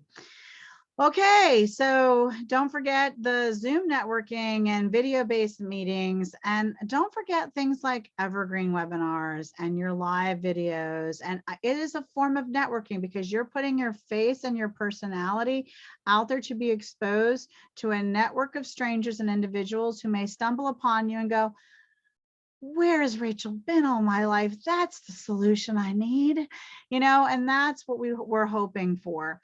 Virtual summits, these are the bomb.com. And I showed you several places that you can get those and access those. And we may go back to a couple of these other things if we end up having time, but I want to make sure we get to the bottom of the training and talk a little bit about follow-up and building out our elevator speech for when we're in these different networking environments. But forum and chat rooms, this is a really great article on how alive they really still are. Again, it is about time blocking, looking at your schedule, looking at your life, deciding, okay, which of these solutions really speaks to my personality and my comfort level. Pick 2 or 3 of those comfortable ones. Pick one that's totally out of your comfort zone, because that's how you stretch and grow. And then schedule them, right? So don't overwhelm yourself. Just say, okay, this is the buffet. You do not have to eat it all, I promise, okay? Not a good idea anyway, right?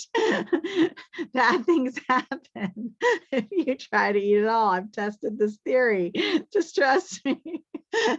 So So just choosing and then scheduling and then taking action. But one of those, a couple of those things you should make non-negotiables. One of them is making sure you're looking into the local government / MCE type organizations and really making sure you've made an appointment, you've met with a counselor, you find out everything they have to offer and help you, because it's just silly and not good business to miss out on things that can support you at that level, especially with, maybe you don't feel like you need a loan or access to resources or capital, but what could you do with it if you had it? Could you hire a small team and scale? Could you invest in some advertising that would really take you to the next level and, triple in profit?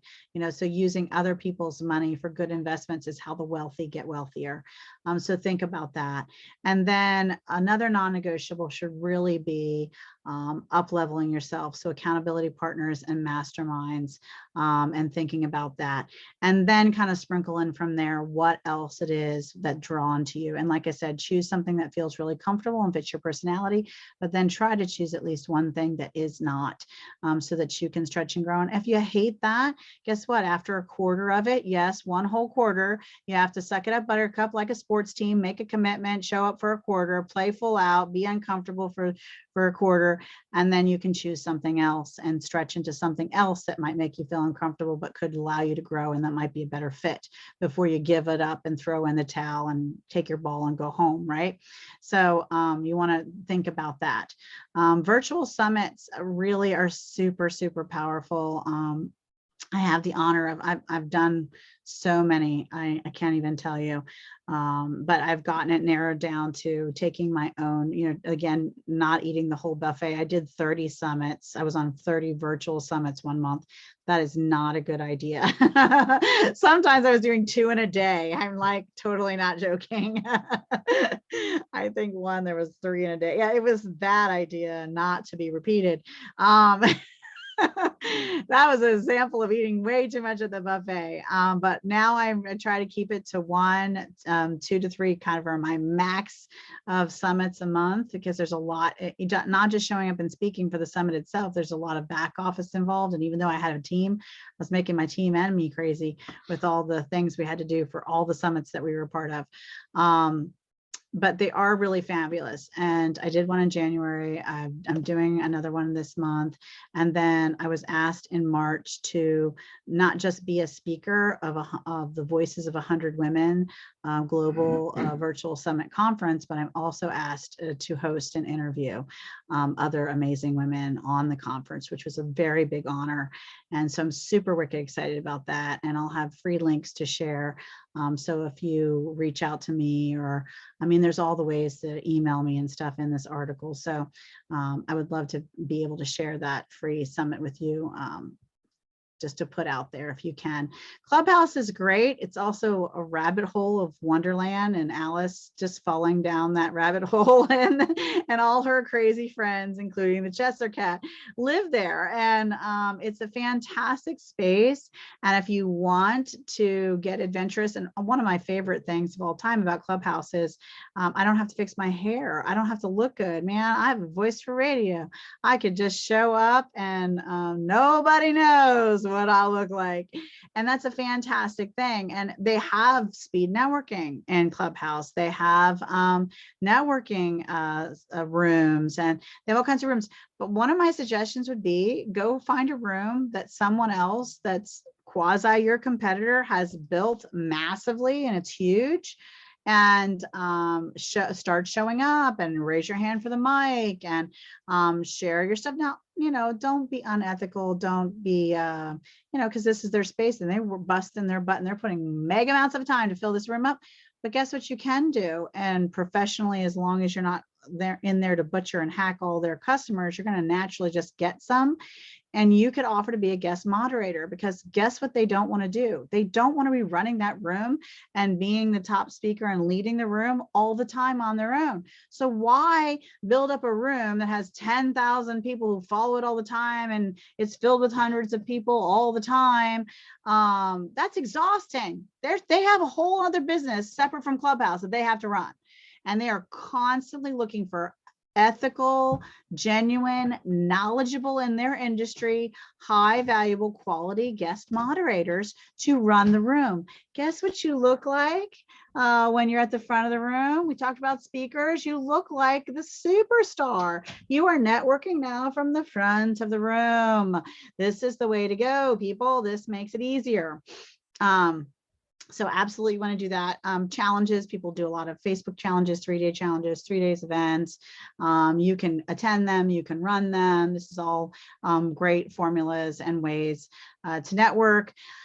Some people say virtual networking is dying. Nobody wants to be on Zoom anymore. Email is dead. Cold calling is dead. I am here to tell you, they live. They all live. Nothing is dead. If you make phone calls for the day, you will still make sales. If you knocking on doors, door to door, you will still make sales. If you send emails, you guessed it, there are $1 million businesses that still make sales. And the only source of networking and reach out they do is, you guessed it, email, and they still make sales. Nothing is dead. Okay. Summits aren't dead. Challenges aren't dead. None of this stuff is dead. We all live. All right. So it's just a matter of what we choose to do, how we choose to do it, how we show up, what our mindset is, what our energy is. If I get on cold calling, I say, oh, this really isn't gonna work. Everyone says it's dead. Yes, I'm going to make 0 sales, because your energy told the universe that you're not supposed to make any. So stop doing that and fix it. So it's you. It's not the thing is dead. Just saying. So I just need to put that out there because it drives me crazy when people say that, because there's all these challenges. And somebody said to me recently, oh my God, there's so many challenges and so many Facebook this and so many that. Well, do you know why there's so many? It's because they're working. There are also a million weight loss solutions out there. Anybody in the weight loss industry going broke? I'm going to tell you, not too many of them. They're doing pretty good. And there'll be new ones tomorrow because guess what we all still have? Some weight we shouldn't be carrying. And we're still trying to figure out what the magic pill solution is for ourselves. So everybody is still looking for what speaks to them in that space. And you are what speaks to them in that space if you allow yourself to be, and if you tell the universe you are, and if you show up with that energy and that mindset. So fix yourself, get your head straight, and march forward, my friend, with all forms of marketing, because they all still work, including postcards and print mail and direct mail. All that stuff still has a success rate, and that is still success, my friend. So there you have it. Podcasting and being a guest on podcasts. That's a lot of fun. You should do it. This is one of my favorite forums. I don't go hunting for podcasts, and I speak on them probably 5 to 10 times a month. You can sign up as a guest on here, and that's how they find me. And just for fun, let's find my bright and shiny face. And there I am.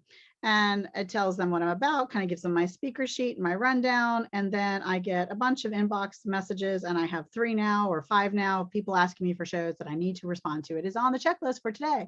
So this is a good thing. I got in as a founder, as you can see. I know the software developer, he's out of the UK. Like I mentioned, I have global clients, and got in when it was a pay this fee one time forever, and you will be on here forever. And I said, oh yes, and yes. And I paid the fee, and I'm on here forever, and I never have to pay again. Now there is a monthly fee. I think it's a really small, and they do match you to shows and introduce you to show hosts, and show hosts reach out to you and find you. And it's fantastic. So if podcasting is part of your strategy for networking for 2022, then Matchmaker is for you. I think I just did a commercial. That was pretty good. I used to be on radio, actually. That was my radio advertising and speaking voice. So let's see. We're almost finished. I know I'm running out of time. It always happens when I speak. All right, there's Matchmaker online courses. Do a training, put it up, then promote it. It's fantastic. Oh, creating your elevator speech. I want to get into that. Okay.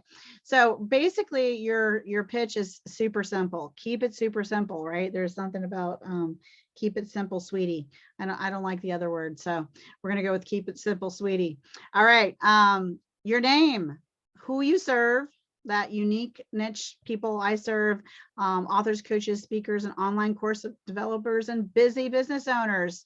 And the problem I solve is I help them scale their business and save more time and how do I do it? By using and outsourcing with virtual assistants, whether that's through our virtual assistant membership program or it's through some of my training on how to find your own virtual assistant. That is how I solve the problem, right? And I loved this one. I actually got inspired by the idea and then rewrote it. So I didn't give credit to the place because there's like 3 words in here that I took from them, and then I rewrote the whole other thing. So I think I meet the over 60% of rewritten copy. But hi, I'm from XYZ company, and we help busy business owners easily track valuable data like the exact amounts of revenue you have earned from every lead source in the past month. So wouldn't it be interesting to know when you invest in lead sources, exactly how much money you are making from each of them? We show them how to easily generate this kind of report for themselves in 30 seconds, in less than 30 seconds. We're the experts in finding our clients with data that drives success without the dull work that drives you crazy, because who likes to generate reports and figure out birds and do math, right? And so this is just kind of a sample of what the elevator pitch of someone who works for a company who does this type of service, right? But you want to have something clear and powerful like that. So, you want to solve some sort of problem for them in a way that is easy and works for them. Like you heard, I have 2 options for growing and scaling a virtual assistant. If they can't afford, a lot of people think, oh, I can't afford a virtual assistant right now. Well, then I have, for $127, a training course that will teach you and take you all the way through how to find someone for just a few dollars an hour, so that you can outsource some work virtually, and taking all the fear out of that and giving you all the knowledge you need to have to be prepared to do that, right? And so you want to think about how you serve them and what kinds of solutions you solve that. Now, following up, you must have a system for follow-up. Build the system for yourself. Make sure you're writing out your processes. And I'll give you a really great example. So I attend, if you can imagine, a lot of virtual networking events on Zoom, where typically there's anywhere from 30 to, like I mentioned with weekly, I go to the Playhouse one where there's somewhere around between 70, 80, 90, and I've seen over 100 there. And so that means in the chat, there is that many names and contact information and people we need to follow up with. So at the end of that meeting, I take the Zoom chat, I drop into a Google Share folder. My team is trained to take that Google now, but I created the system before I had a team, right? But they take that chat, they put it all into an Excel sheet, they import it into my CRM system. So that's a contact record management system. That's how I track our prospects and our clients. And then we send them an invitation to connect on LinkedIn saying, hey, I was just at the Playhouse thing on Thursday. We didn't get to meet or chat, but I saw your information in the chat and thought I would reach out. And I also sent you an email. And then in an email, we send them, hey, we were just at the Playhouse thing this past Thursday. We didn't get to meet, but I saw your information in the chat, thought I would reach out. Here's my calendar link for getting to know you call. And here's my free gift. If you'd like to chat more, let me know how I can support you. Jessica Koch, super wicked simple, super easygoing, casual. I don't want to marry them. I'm not trying to sell to them. I don't verbally vomit on all of them about all my magical solutions or how I'm going to solve their problems or give them more time or more life or their whatever. I just say, hey, you want to collaborate, you want to get to know each other better, great. If not, here's a gift. If you don't want that either, great. Have a good life. Moving on, right? But I did my due diligence. I followed up. They're in the system and they will get some other kind of email. Now, I won't put them into my drip campaign because that's spamming. I will send out one professional contact and allow them to, that's why you send them that free gift, because then that allows them to choose to get onto your email drip campaign. But I will, if they haven't answered, I will sometimes reach out once a quarter, twice a year, and then once a year, so that I'm not spamming them. I'm not putting them into a filter, but I'm so professionally reaching out for that one-time connection, because you can't give up after just one. It's like 17 touches that you have to do in order to actually reach someone. Hey Taxi is a community, a business community of women that really helps women of all types and business sizes keep more money in their business. It is a brilliant, amazing group. I added it because I want to make sure you knew about them. I'm very involved with that organization, as well as Meet My Referral Partners. That's every single Friday. You can come several times as a guest for free. It's very, very, very, very low dollar. It's international networking. They actually help you. They practice the elevator pitch. Everybody goes around the room and gives feedback and says, oh, have you thought about saying it this way? You can improve it this way. They network, they send referrals to each other. It is a family, and it is an international family. It is a fantastic, inexpensive, wonderful, wonderful organization.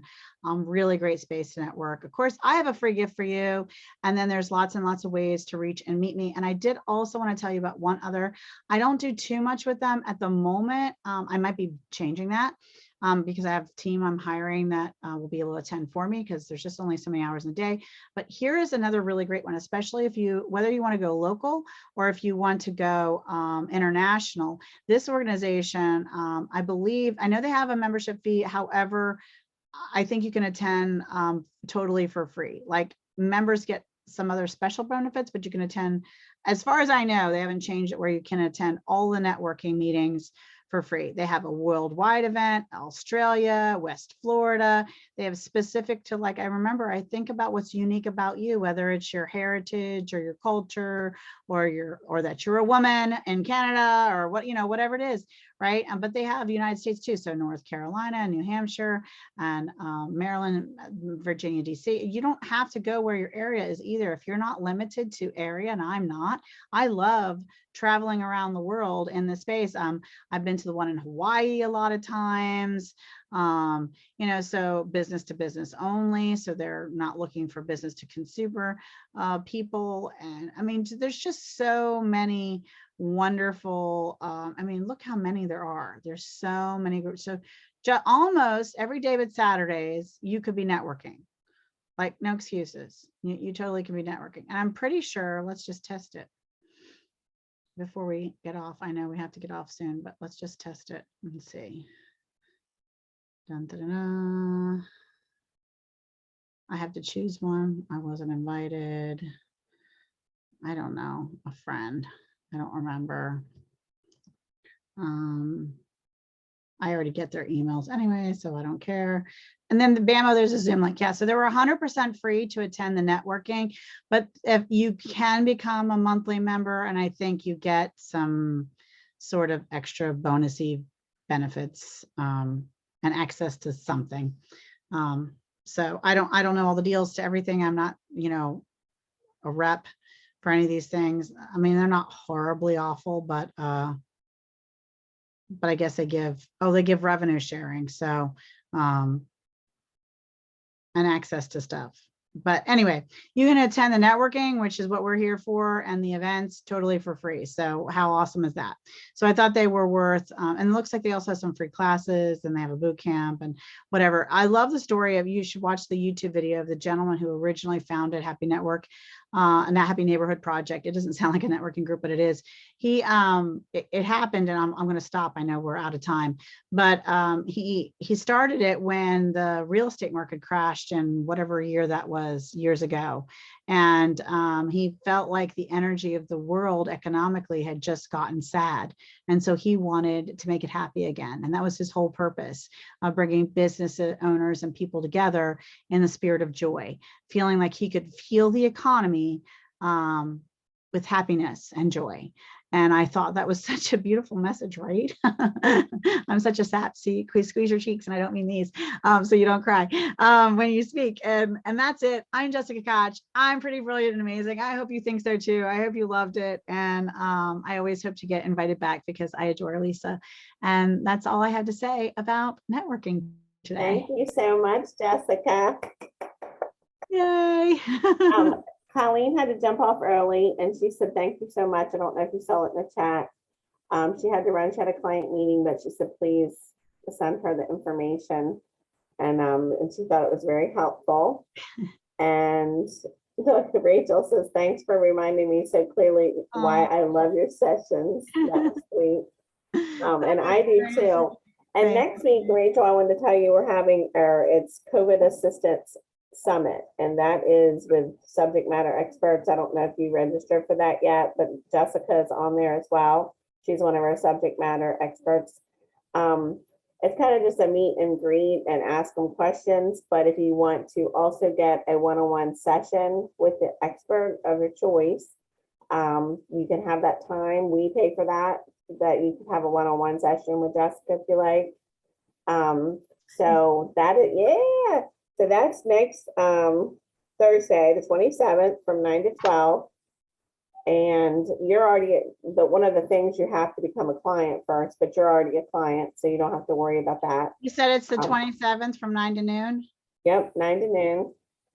It'll probably be finished before that, but and I'll send you the link. We haven't sent you the link yet for that, Jessica.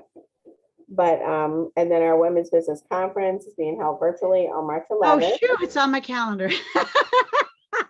Just checking. Yeah. And then I have to get I'll be with you. there. I have to get with you for the next one too, that we would like to host on February 17th. So, but I gotta get with everybody and see if that works for everybody. And it would be like 9:30, probably 9:30 to 12. We'll base it off the first one and see how long it takes. When is it? February what? 17th. I put it on my calendar now just to be sure. Okay, but I'll send you an email. Because I Yeah, don't as soon think as I you know sent the that. date for sure, I want to know. Yeah, I thought I sent it, but I'm not sure because my emails have been crazy. I just got it fixed yesterday. I've been having problems with my email, so. Yeah, I know you're feeling. Rachel, was there something special that you love that I shared, or something you'd never heard of before, or something that you, just to make a comment? Well, there's just, I mean, honestly, I am a seeker myself of all kinds. I love to dive deep, and that's one of the things I appreciate most about you is that, you know, you give resources. And so that's a huge help. I've always found your articles to just be chock full of stuff. So knowing that's on LinkedIn, because I haven't checked for a while, trust me, I'll be going there and checking The that link's out. in the chat. You can just click on it and it'll Oh, open okay. right up for you. Okay. Yeah. Okay. So. Perfect. I downloaded the chat. I learned that from you very early on. Probably one of the first things I attended with you. I thought, oh, I didn't know I could do that. So, You know, and I have forgot how to do that, to be honest with you. So I need to do click the that. dots. Click the Yeah, dots in the bottom there. In the message chat Oh, spot. she already put it. Oh, there it is. Next to Okay. little tiny happy face. But it's better to click the link for the article now if you're on a laptop or a desktop, because in the chat, it turns to a text document and it's not clickable. But if you click now, it'll just open it in another window and you can save it. And then I'll have it. And then we'll have it. It's just easier. Yeah, I got it. For the sake of ease. Because I know everybody wants us to send that to them. So I'll send them the recording, but I'll also send them. Yeah, send them that the link. article, please, as well, because that's, I mean, it just saves me from having, you know, you guys have to take 2 frantic notes, and it also saves you. It also brings value to me, right? Because I'm training in class anyway. Why wouldn't I use it as content? Well, And it's just great modeling because, you know, the thing is that it's not that it's something we all can't do if we're doing written documents for our website or our blog or whatever. I just love the ability that virtual gives us to leverage one-time written content. Oh, yeah. Different mediums. So many places it can go. And totally check out blogs that'll pay you, man. If you're a content creator, those places that pay their content developers are really wonderful, because then it can fuel or fund your marketing or your outsourcing or whatever it is your company needs. That can be that at the same time drawing you in leads, right? Like it's right. I like things that are multiple wins, you know. That's one of my sticks. So I totally love that. Well, hopefully you'll be able to join us next week, Rachel. And Donna, did you have any questions or comments? I know Donna's invisible. Where are you, Donna? Are you there? She's usually has her camera on, so I'm not sure. She probably has work to do or emails to check, and she's listening to us in the background. Probably. Lots of multitasking happening in the world. I know I listen to amazing trainings for free on YouTube or whatever while I'm checking my email or doing whatever. So Yeah. Well, I thank always you. love Donna. Yeah, she's usually always on here. So she might have got a call. Yeah, So she might be on a call with a client or something. yeah. So, but thank you so much for joining us, Rachel, and thank you. Oh, thank you Jennifer guys for Douglas. doing this. This Wealth is, of information as always, and I'll definitely send it out to everybody, and we'll see you next week. All right. See you All later. right, thank you. Bye.